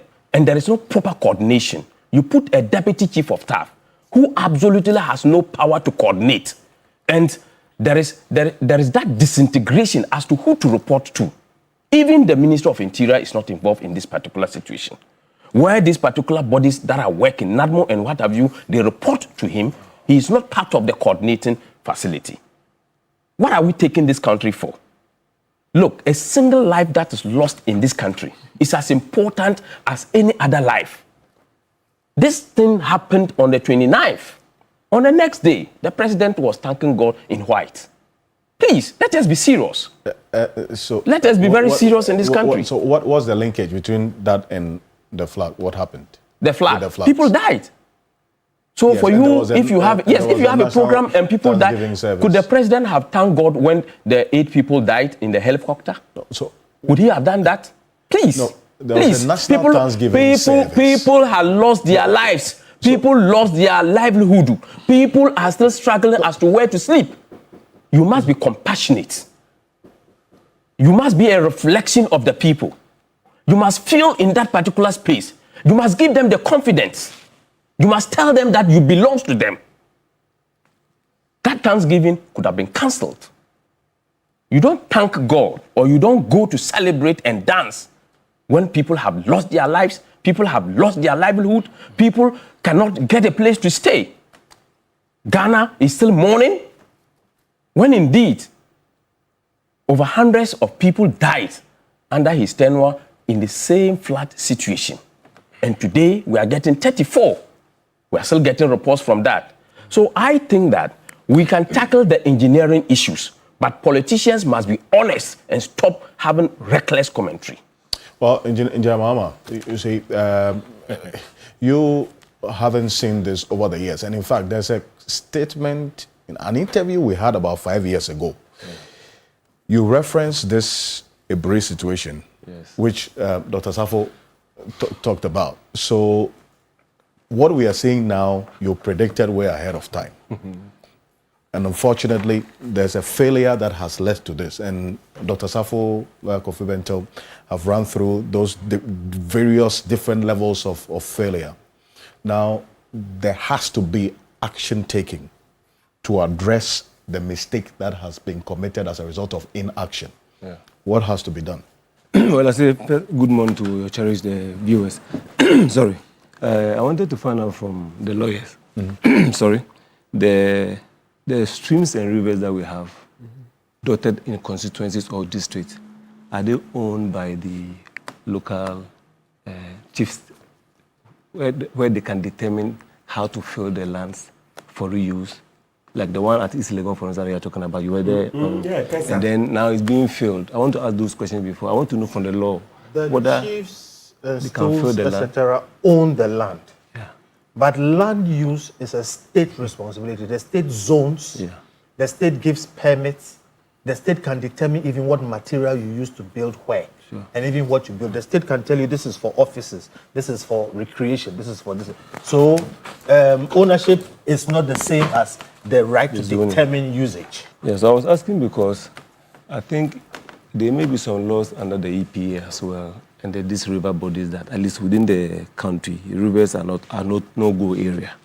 So when we see chiefs who are filling the rivers, you see, they do that first and foremost. Before they sell, and then now the developers now go to the assembly to go and look for That's what I'm saying. the processes. Anyway. So I have lived what Dr. Safo said, because I think I was part of those who constructed the Pantine, Oyarefa, Ayimensan, Peduasi, Kitasi, Jankama, all the way to Manfe Runabout, 2003 to 2007. Constructed that road That road. through the mountain. Yes. So that was my first road after school. And so I appreciate or understand the sort of development that has So gone. this road, this road, that's right. this one. Yes, through the escarpment. Okay. And I remember when we were doing from Ayimensan kilometer 19 plus 700 to 23, just in front of the Peduasi Lodge, our presidential, we gave an explicit instruction or directive to government that after we have blasted the rocks to expand the road, we needed to do some measures to be able to sustain or to hold that. We gave a lot of methods for government to undertake such, I don't know what it's called, defensive way to make sure that the land stabilize the place. The soil. Unfortunately, from 2007 to 2011, we started seeing that some of the debris were coming down. I mean, the shales were coming down from the second cave. Yeah. I was there last week, exactly 2 weeks ago, on my way to the airport, and I stopped at the first cave when I from Ayimensan ago, the first 10. So that goes to the assembly. These billboards, in fact, they had their foundation right under the biggest culvert I constructed on the road, sitting in the center of the culvert. So what it means that when the debris are coming, or the grass are coming, they just have a place to stop. Then there'll be a backflow right from Ayimensan. So this area, in fact, we have a lot of things to do there. Now, when we're doing this road, the right-hand side of Oyarefa, you can just count about maybe 10, 11 houses in 2007 and 2004. So you can just imagine what Doc is saying in that section. Yeah. Now, I just want to make this clear. The Oyarefa right towards the basins on the left. Doc, I'm sure you can have a document from the Auditor General in 2021 where they were explicitly saying that we have 18 retention ponds dotted in Accra, and none of them has been constructed or none of them have been preserved. What it means is that you may have garage project being expanded to whatever form. You need to have the natural buffers to augment the capacity of the storm drains. Now, Kofi was saying the Odo, the silting is not the solution. It is partly and not partly. I remember in 2017, I said that we are sinking money down the drain, one of your sister stations. What I meant was that you can't just be doing the silting and you don't extend from Abofu Enclave towards Achimota, Christian Village, through to Atomic and to the mountain. So you have to start gradually. Okay, I'm doing half the silting this year, but I will expand the line drains because the massive encroachment at the top of the left-hand side, that feed directly to the Odo, is from that side. All the way down. From Christian Village, Abofu, and there. And I sustained this for like 9 years before I saw the collapsed slabs just around Achimota, Abofu, and to be reconstructed. Because if we don't desilt or dredge the Odo, that also creates another because problem. the Odo right? has some, you see, you only see the refuse, the rubber floating, but the 80% of that in 2017-18 was a silt. So you have drastically reduced the capacity of the Odo. Yes. So much as you try to be desilting, you need to be expanding and consciously go to the top there, Ajimenti, Brekuso, Abokubi, Oyarefa, to consciously tell those who are developing those estates, those who are doing these warehouses or this apartment, to have a nice way of grassing those areas. Because you can't be doing the desilting in Accra, and these are individuals who are at the top there. Understand? So we need to address that one. And I think in Doctor's submission about the culverts that are constructed across the country. Okay, let me say I speak for mostly, I do a lot of highway construction and designs. Right. We do not just look at the capacity of the culvert for that particular time and with their size, maybe add some small factor of safety to it. In fact, we pick the data from Meteo, we pick the data from the hydro, we pick the catchment area of the land adjoining the road that you are going to construct, and you design for a 25 and a 50 design. So you capture the expansion or the extent of volume you expect to come through that culvert in the 25, 50 years.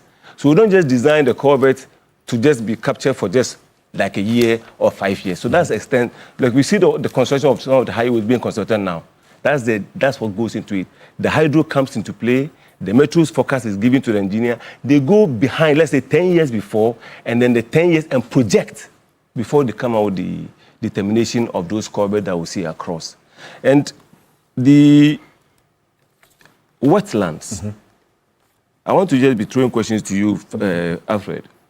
Most of the wetlands, have you seen the kind of huge expansion of buildings that are sitting on the wetlands? Yes. Look at all our malls, because you said we should call it spade. We want to be very brutal with the issue. Look at the few warehouses and malls that are springing up across the country. Almost all of them are sitting in wetlands.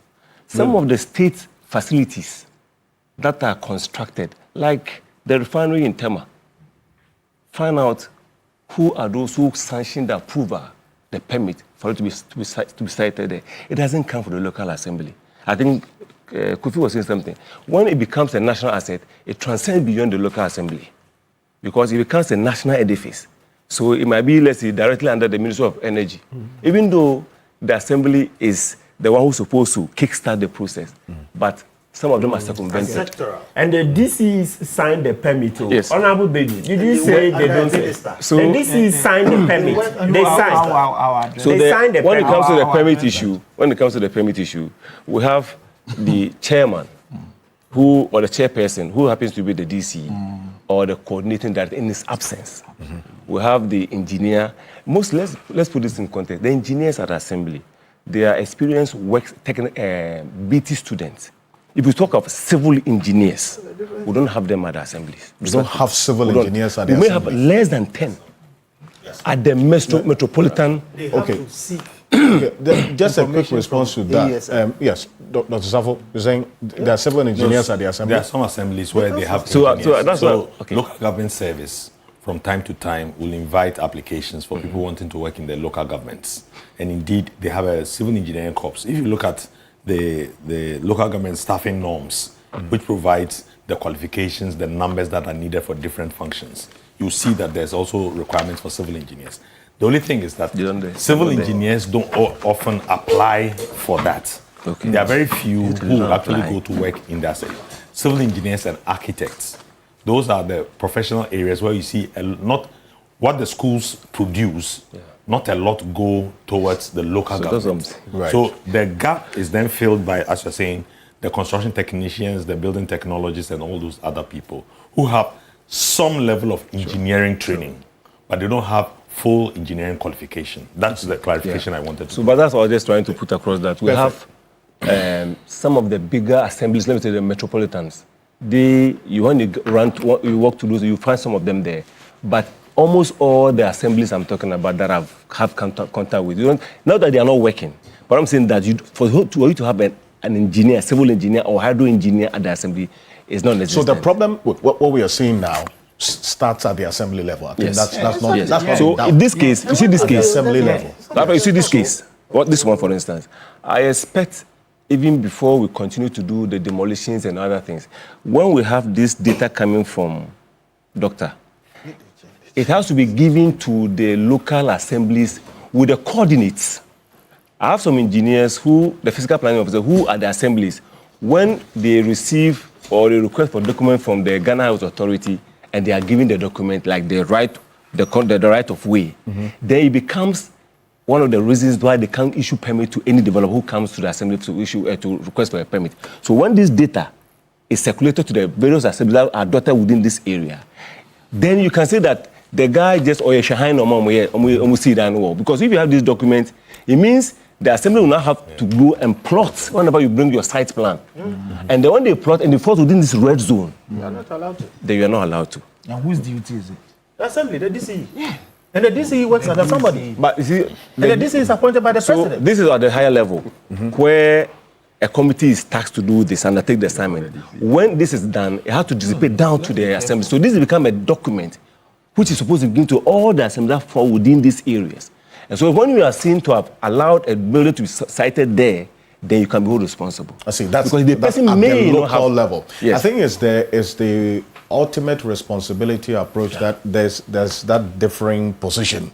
It is between not a you and- difficult thing. But then again, so that before we begin to point fingers at the central government, the local authority must that's not what the problem is. escape culpability. Yes, as well. but Alfred, So- please, let's settle this one. in- You see in one Galamsey. Galamsey happens in districts. All right? We sit here.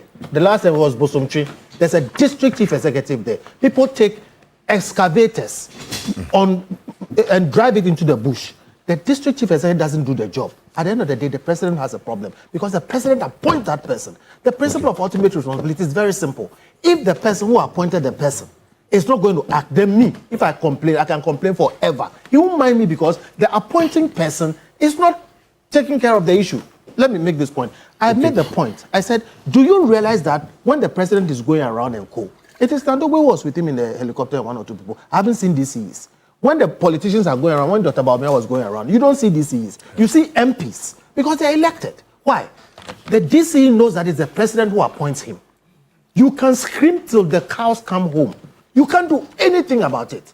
I have said, and I repeat, until we start sacking DCEs for Galamsey, Galamsey will never end. And until we start sacking DCEs for these things, it will flooding. never end. Who has to sack the DCE? Right. Lawyer Bedu, You see- Bedu, just quickly on this particular point. Please. You see, I cautioned that No, we I wanted should you not. to It's respond no, to- please. I want to rather Yes. respond to him. So no, Please if you're bear going with to me. do Bear with that, me. then I'll give me the opportunity. then No I'll problem. come You to see- no. If you're going to do that, I'll come because I thought it was on this part, but I'll come to you on that. Oh, as for Yeah, okay. what because, So because he let's- said for him, I heard him say that the problem is in discipline. Today he is saying it's government. I just wanted to point out. All right. You said that there is no other. In fact, the challenges. The two work together. You join him It's now. discipline at every level. That's Thank what I you said. very much. Thank you. You said government. Yes. You never said. You said the chiefs. No, no, are thank you, selling- today I Thank you. said Thank you. But Thank you. before you Thank said something else. That's what Thank I you very maybe you don't much. understand what Thank I you. said. There are quite a number I of have questions. everything he said. It's a universal Thank you. I have everything. Thank you he very said. much. In There- discipline, it's a Dr. universal set. Discipline is a simple Anybody thing. at Dr. all Safo can has to fit leave into us. it. There's a few questions for him. Dr. Kwame Asante says, good morning. I want to find out from Dr. Safo if there are short to medium term proposals to the excellent presentation that he has made this morning. It clearly has brought a different dimension of knowledge and understanding of the contributive factors to the flooding as we have it now. It says, good work done. Dr. Safo. So, just a quick one. No, After this, Yeah. understanding the problem as we have it, what's the way forward? I mean, the way forward is to begin to start the engineering. Correct. There are some things that you have to correct them by engineering, and those are things that must be done immediately. Let me give you an example. Right. There are a number of culverts relative to the size of the drains that the culverts are bottlenecks. Those bottlenecks need to be changed immediately. I'll give you an example. The railway crossing at Odona is one of the biggest contributions to the overtopping at Odona because it crosses the Odo. The railway sizing, it creates more or less like an embankment. At a certain point, when the water levels are rising, they push against the embankment and they spill over into the community. That must be changed. And there are so many across. I don't want to limit it to just Accra and Odo. Across the country, it is important for, let's say, Hydro together with the assemblies to start auditing those kinds of bottlenecks for immediate. There are some bridges that have piers. The piers are sitting in the middle of drains, large storm drains. Because of our solid waste challenge, when the runoff is moving and they get to the pier, they actually wrap around the pier and they become obstructions. Those things have to be removed. Those are very short-term things that must be done across the country. It's critical because there are localized flooding spots across the country. It's not just Accra. Right. And my fear is that Accra is almost like the worst-case scenario. The new cities and urban towns that are coming across the country and are mirroring the same development trajectory as Accra are building a case for a future disaster And that's why we need to have a nationwide perspective about this. Number two, and I think Kofi and Engineer Mahama have said about these things, which is about looking at nature and trying to protect and preserve nature, because nature has certain functions. So it is not every land that must be built upon. And even if it has to be built upon, the measures that must allow that should be different. And I said this before. It cannot be the same if you are building in Adabraka and the same if you are building in Ebri. It cannot be the same, because one person is contributing far more to flooding than the other.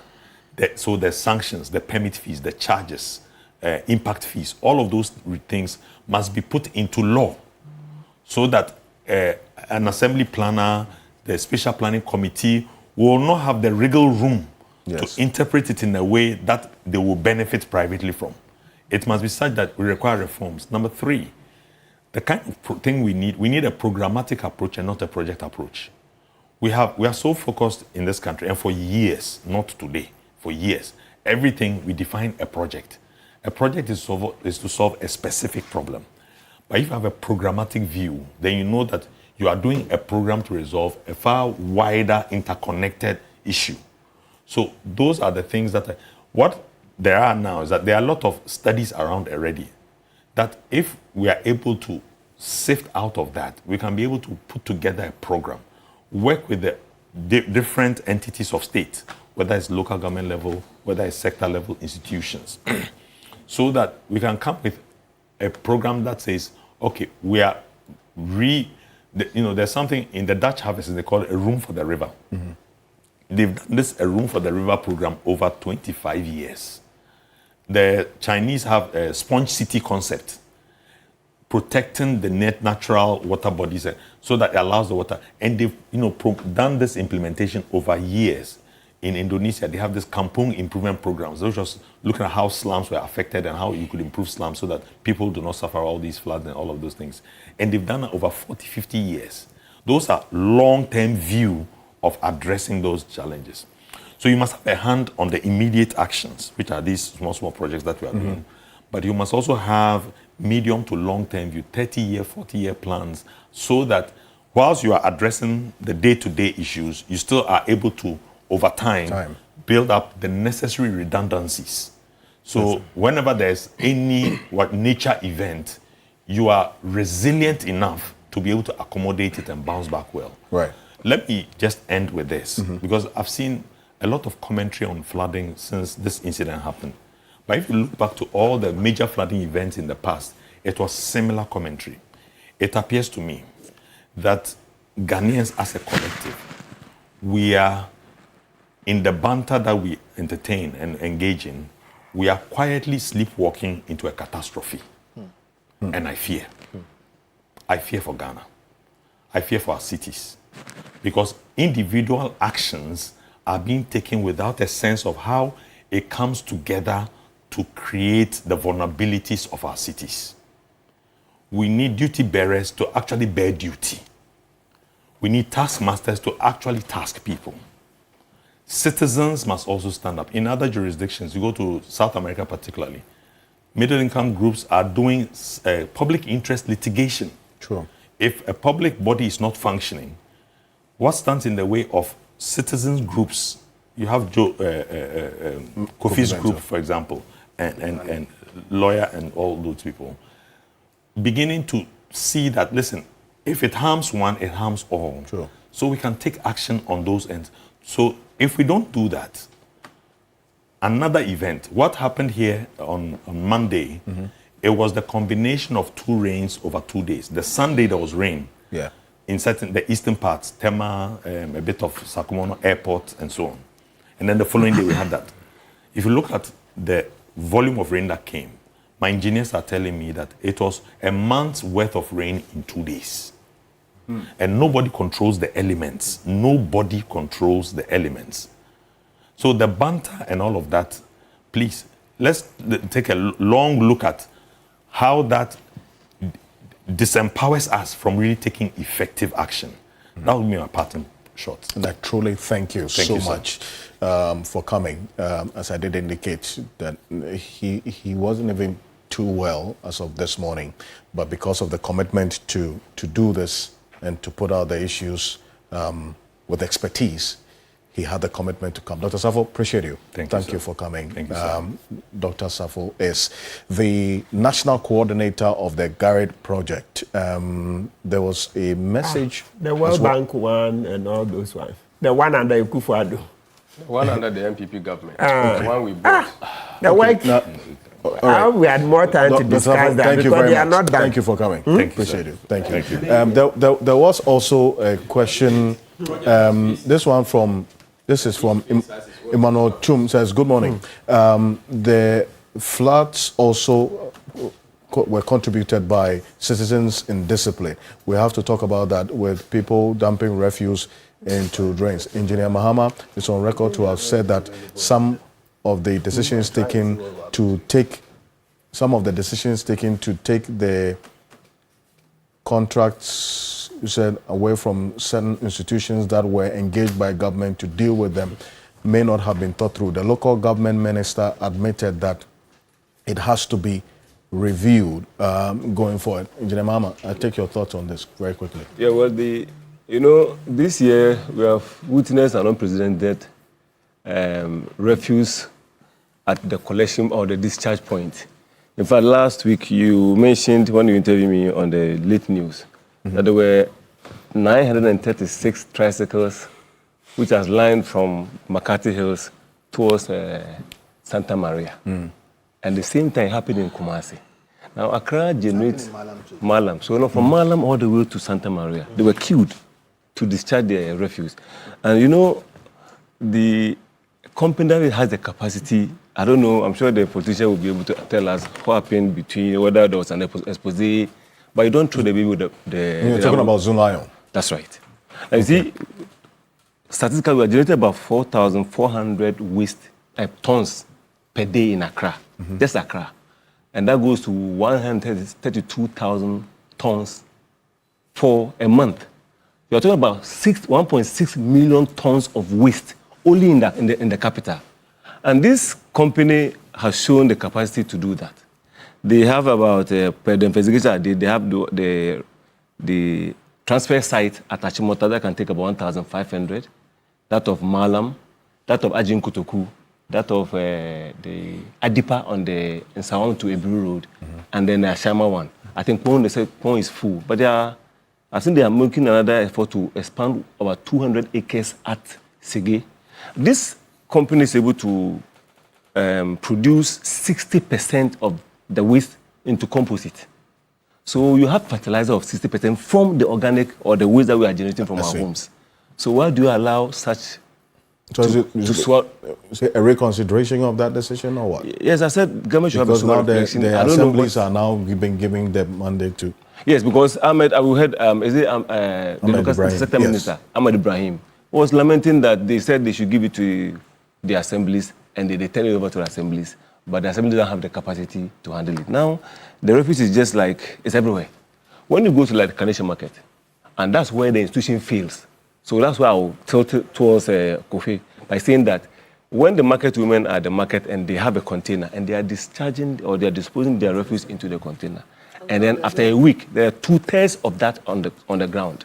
When it's about to rain, that will also be washed into the. But that's the quantum that you see as part of the one that we also generate. But the quantum that you get from, let's say, Carnation Market, Malata Market, Mokola Market, and if you have 4 times that waste, look at the size of the container at a time, and this is washed into the river when it's raining, then we'll have these blockages. So that's why we'll ask the minister, sector minister who is in charge of these waste systems to have a real look at it and engage the companies who have the capacity. In fact, we're not saying that when the company has a scandal, we allow them to go like that. But you have to address them. At the same time, be mindful of the kind of devastation that if the rains come. In fact, this morning I just go to Abelenque. I shared a picture with you. Yes. And just this morning, somebody had just put 2 traps of chippings and then sand.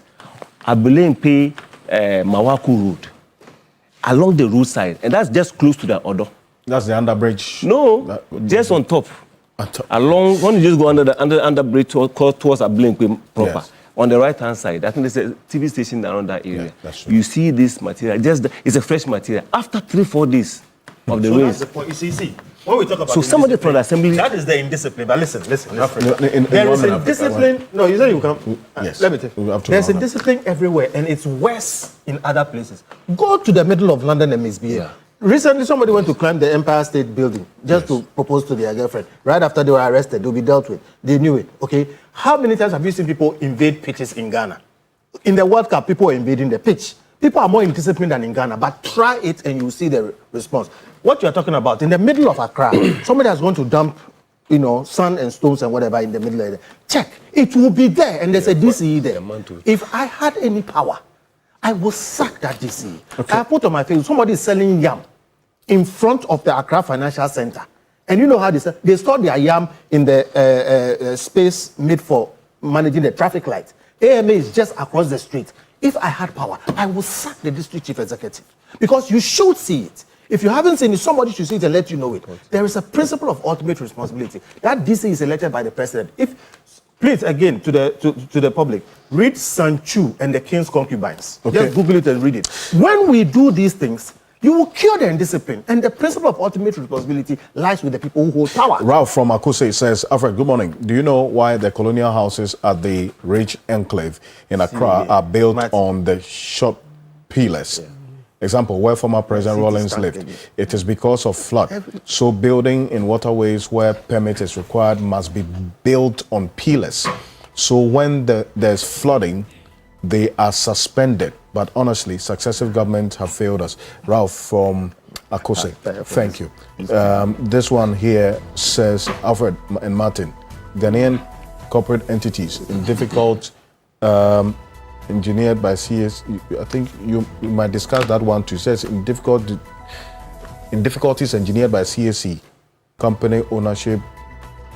I think your matter is Jonah Capital. I think it's the Jonah Capital matter in Abuja, Nigeria, which you are bringing to my attention. Thank you very much. We'll look into that. Thank you for your message this morning. This one here says, good morning, Mr. Okansi. President Mahama, going back on this particular matter of this issue of flooding to talk about the engineering is one that reminds me of 2015. We must move beyond action. Sorry, beyond words to action. You say, yes. Thank you. Good morning, brother. Perpetual blame by the NPP will not solve the problems facing Ghana. We must be bold and courageous enough to hold ourselves to the fire. The well-being of our dear nation is the utmost interest of the president, you say. Richmond Dogbe says, Alfred, please read Philippians 4:6. And it admonishes us to thank God in all situations and make our requests known to him. It says Haruna Mohammed lost his way, contributing to the subject on the table.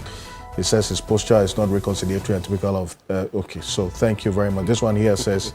okay, we also quoting something, Thessalonians 5. Thank you very much for your messages this morning. But let me just remind you, Key Point, as always, is brought to you by Bank of Africa. As close, as strong as a group, as close as a partner. And GASM, that nation builder. We're going to go for this quick break. When we're back, we're getting into other matters this morning. But from now until the end of October 2026, Bank of Africa is offering short-term loans at very, very slim interest rates to salaried workers. We understand you have some emergencies to deal with and to sort out. That's why we give you that quick turnaround time, whether it is school fees, prospectus, car maintenance, or that much deserved family vacation. Bank of Africa will sort you out fast. Visit the nearest branch, or you can call them as well on 0244 338 226. Give them a call or a WhatsApp message on 0244 338 226 for inquiry. Sometimes all you need is a quick fix. Bank of Africa, as strong as a group, as close as a partner. Stay with us. We'll be back shortly.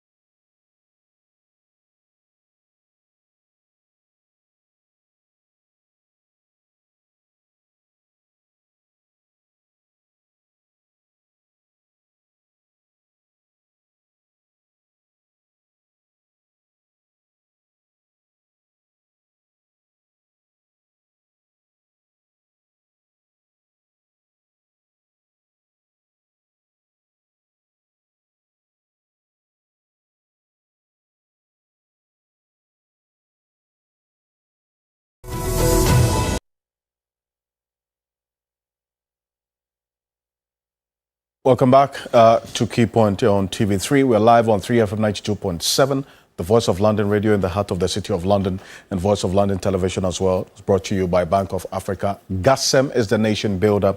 They built the foundations of the nation over decades, and they continue to evolve and to meet your building needs. GASEM remains the nation builder. And I'll tell you as well about the National Petroleum Authority as they gear up for their national conference. Zubento will deal with that. And so, for those of you who are in the industry of the petroleum industry, take note of this. And this is one that you must make some time to attend. And that is the National Petroleum Authority NPA conference. And this is coming up in this month of July. Ghana will host global energy leaders and experts at the Ghana International Petroleum Conference. It's between July 16th and 17th, 2026, 8 a.m. each day. The venue is Palms Convention Center, La Palm Royal Beach Hotel. The event will be climaxed with the Downstream Awards and Gala Night happening on July 18th. The President, John Dramani Mahama, is the special guest of honor. Register now at www.gipcon.com, that's GHIPCON.com, or you can call 055-822-3678, 055-822-3678 for some more information. And as always, my outfit this morning is by Kogra Clothing. It's the best version of you. You can call Kogra Clothing on this number for this outfit and many others you see me wearing on Saturday mornings on Key Point. 026-055-8056. 026-055-8056. This week, no surprises. The Supreme Court ruled on the two consolidated cases regarding the removal of the former Chief Justice. I'll start off with you, Martin Kpebu, and there's 3 minutes each. And then, but then there's a big takeaway from the ruling, even though the reliefs of these persons were not granted. Yes. But what is the Supreme Court saying? Yes, so for me, the big takeaway is the fact that at least the Supreme Court realizes, and in this case, you are talking about the Center for Citizenship and the Tokonu case. You know, there are two judgments.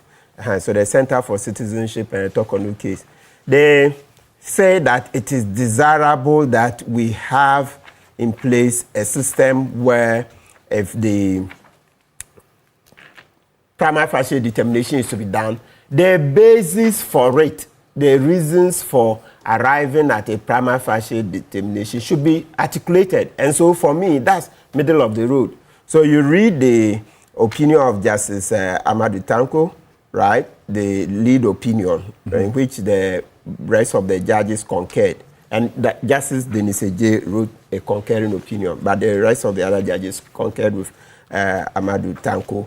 He says that, look, it's desirable that we have in place a better system. And so for me, that is the biggest takeaway. So it means that moving forward, we should not have that situation where you would have a prima facie determination made against a Chief Justice or for that matter, any other judge, and yet there are no fully articulated reasons. You know, I usually don't support Akufo-Addo for all the bad things and even the economy. Haruna, some minutes ago, was talking about the rains killing people. Akufo-Addo's handling of the economy of Fufuriata killed more people than these rains are killing people. Okay, but let's come back here. But you see that in the petition for the removal of the Chief Justice made by Kweku Asare, Akufo-Addo gave a reasoned ruling. When you read it, then you see that, yes, this is a properly reasoned ruling. So that's the standard. So for me, I'm happy that the Supreme Court agrees that, look... No, you mean a reasoned... ruling on the prima facie. President Akufo-Addo? Yeah. Giving a ruling? How can Yes. Akufo-Addo? No, Was I it want the to understand. No. Please. Oh. No. You said Akufo-Addo. Yes, this guy, Kweku Asare, presented a petition for removal of this. Okay, it is the petition, his decision on the petition. You mean the president's response? Not the ruling. Oh, I'm Okay, not no, ruling it's because okay. of his No, I get your point. I totally understand. No, there was some clarity. No, I think yes, I'm saying there was some confusion. But the problem we have created is that your too much dislike for Akufo-Addo has traveled even into your explanation. You go there. I know anything. What you take a portion. I'm calling a reason ruling because so call it a reason. I totally understand. That's why you are out anyway. That's why I'm not the only one. That's why you have been what annihilated, embarrassed. I thought you would rather not even raise this because we even hit you more. That's why you've been totally embarrassed, showing that that's not how to govern a country. Okay. Yeah, so you find what he wrote. Lawyer Kudzoto said he wrote it, right? Akufo-Addo read, approved, and then that's it. So you see that he gave reasons, copiously reasoned well. That's a standard.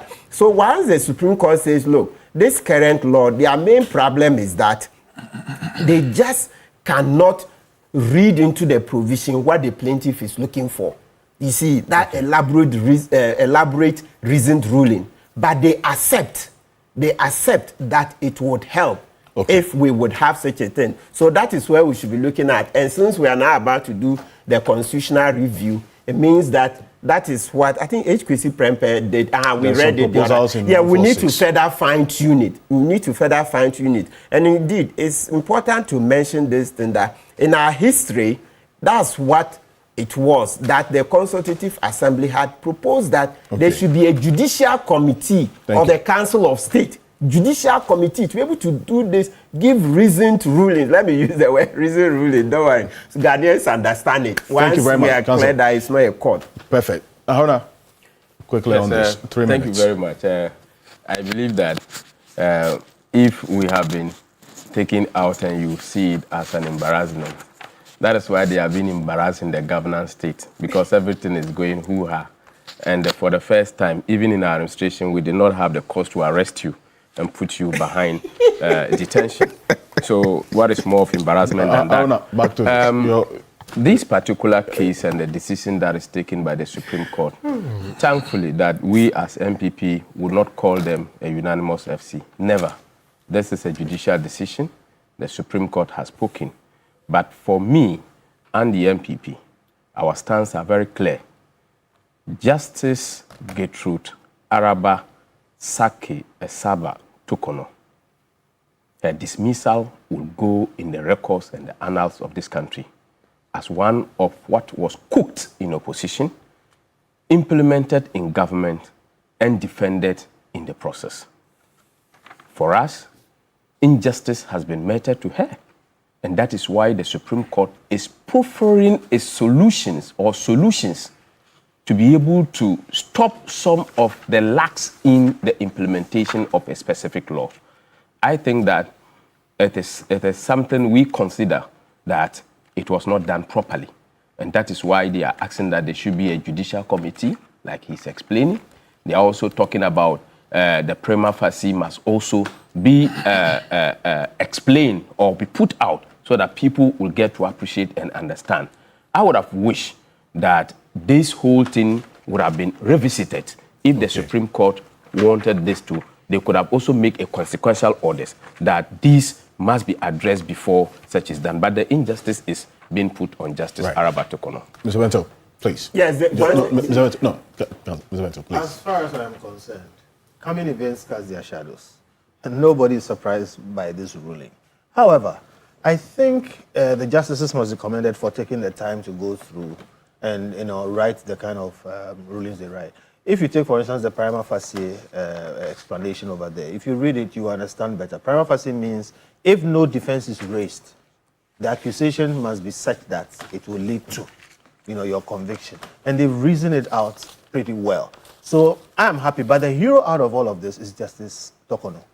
Okay, and we kept saying she fighting this thing through. I mean, I don't think she herself was expecting that she would be reinstated per se. So coming events cast their shadows. But we have something which will last for posterity. And it's because she stood and fought through even when she could have walked away. So kudos to her. And I'm happy that this chapter has come to an end, hopefully. The 146 reforms and then the proposals made is one that think No, Barrett- I'm happy it's been done. Some of this is how you build a country. Okay. But let me tell you something. If the next president makes a determination that they are going to remove the next Chief Justice, and they proceed the way that this one has proceeded, even under all these things, they will still remove the person. So what we must do is to get to a point where we are shielding some of these offices to the point where they cannot be removed.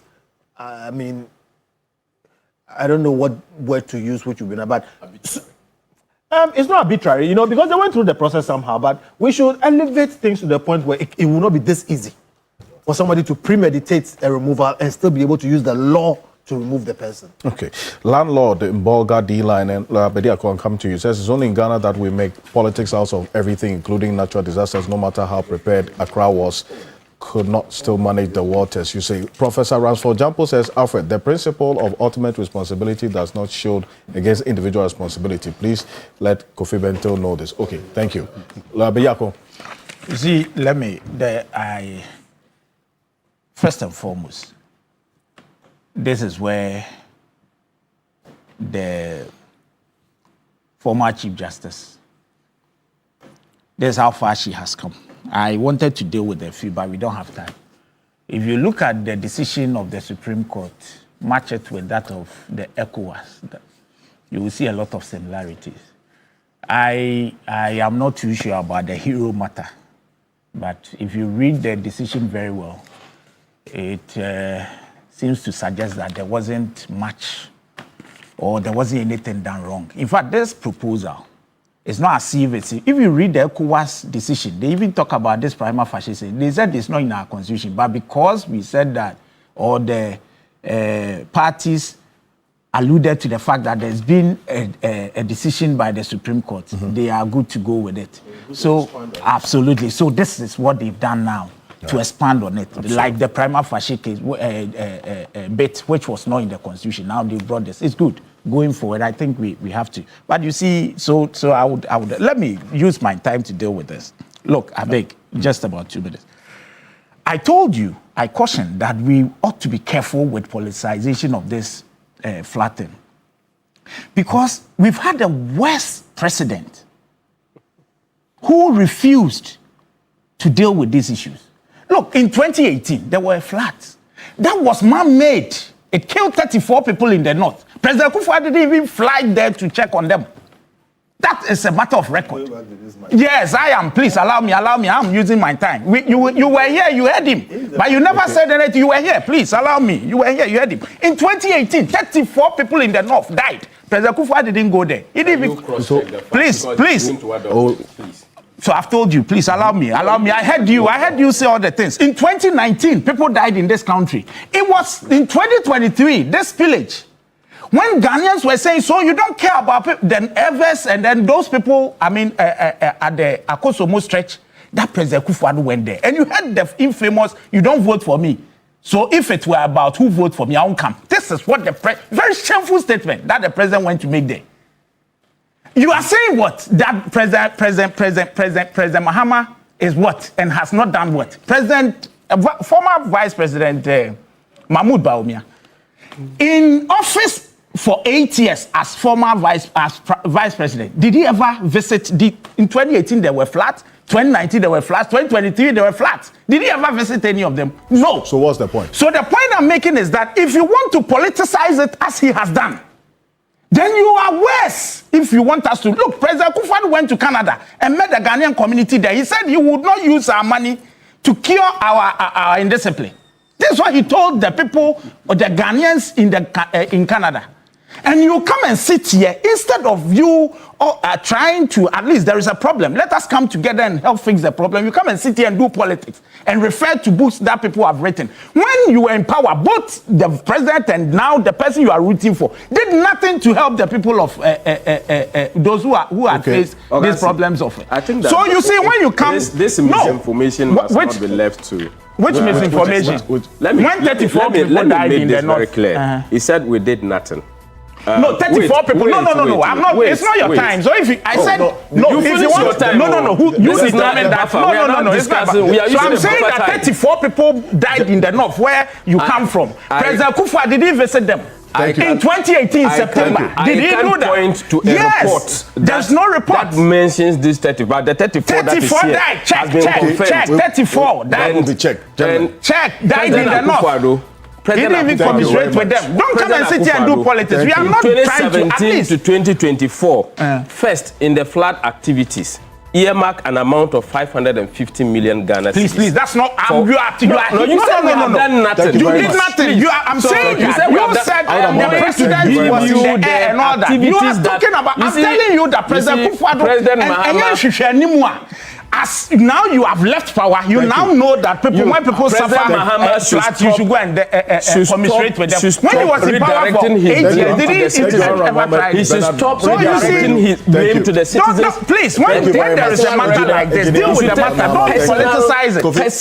Because your government was worse. Because he was reckless in opposition. The sports team comes up, the Black Stars are out. The conversation will continue after this. I'm Alfred Okansi. Have a good weekend.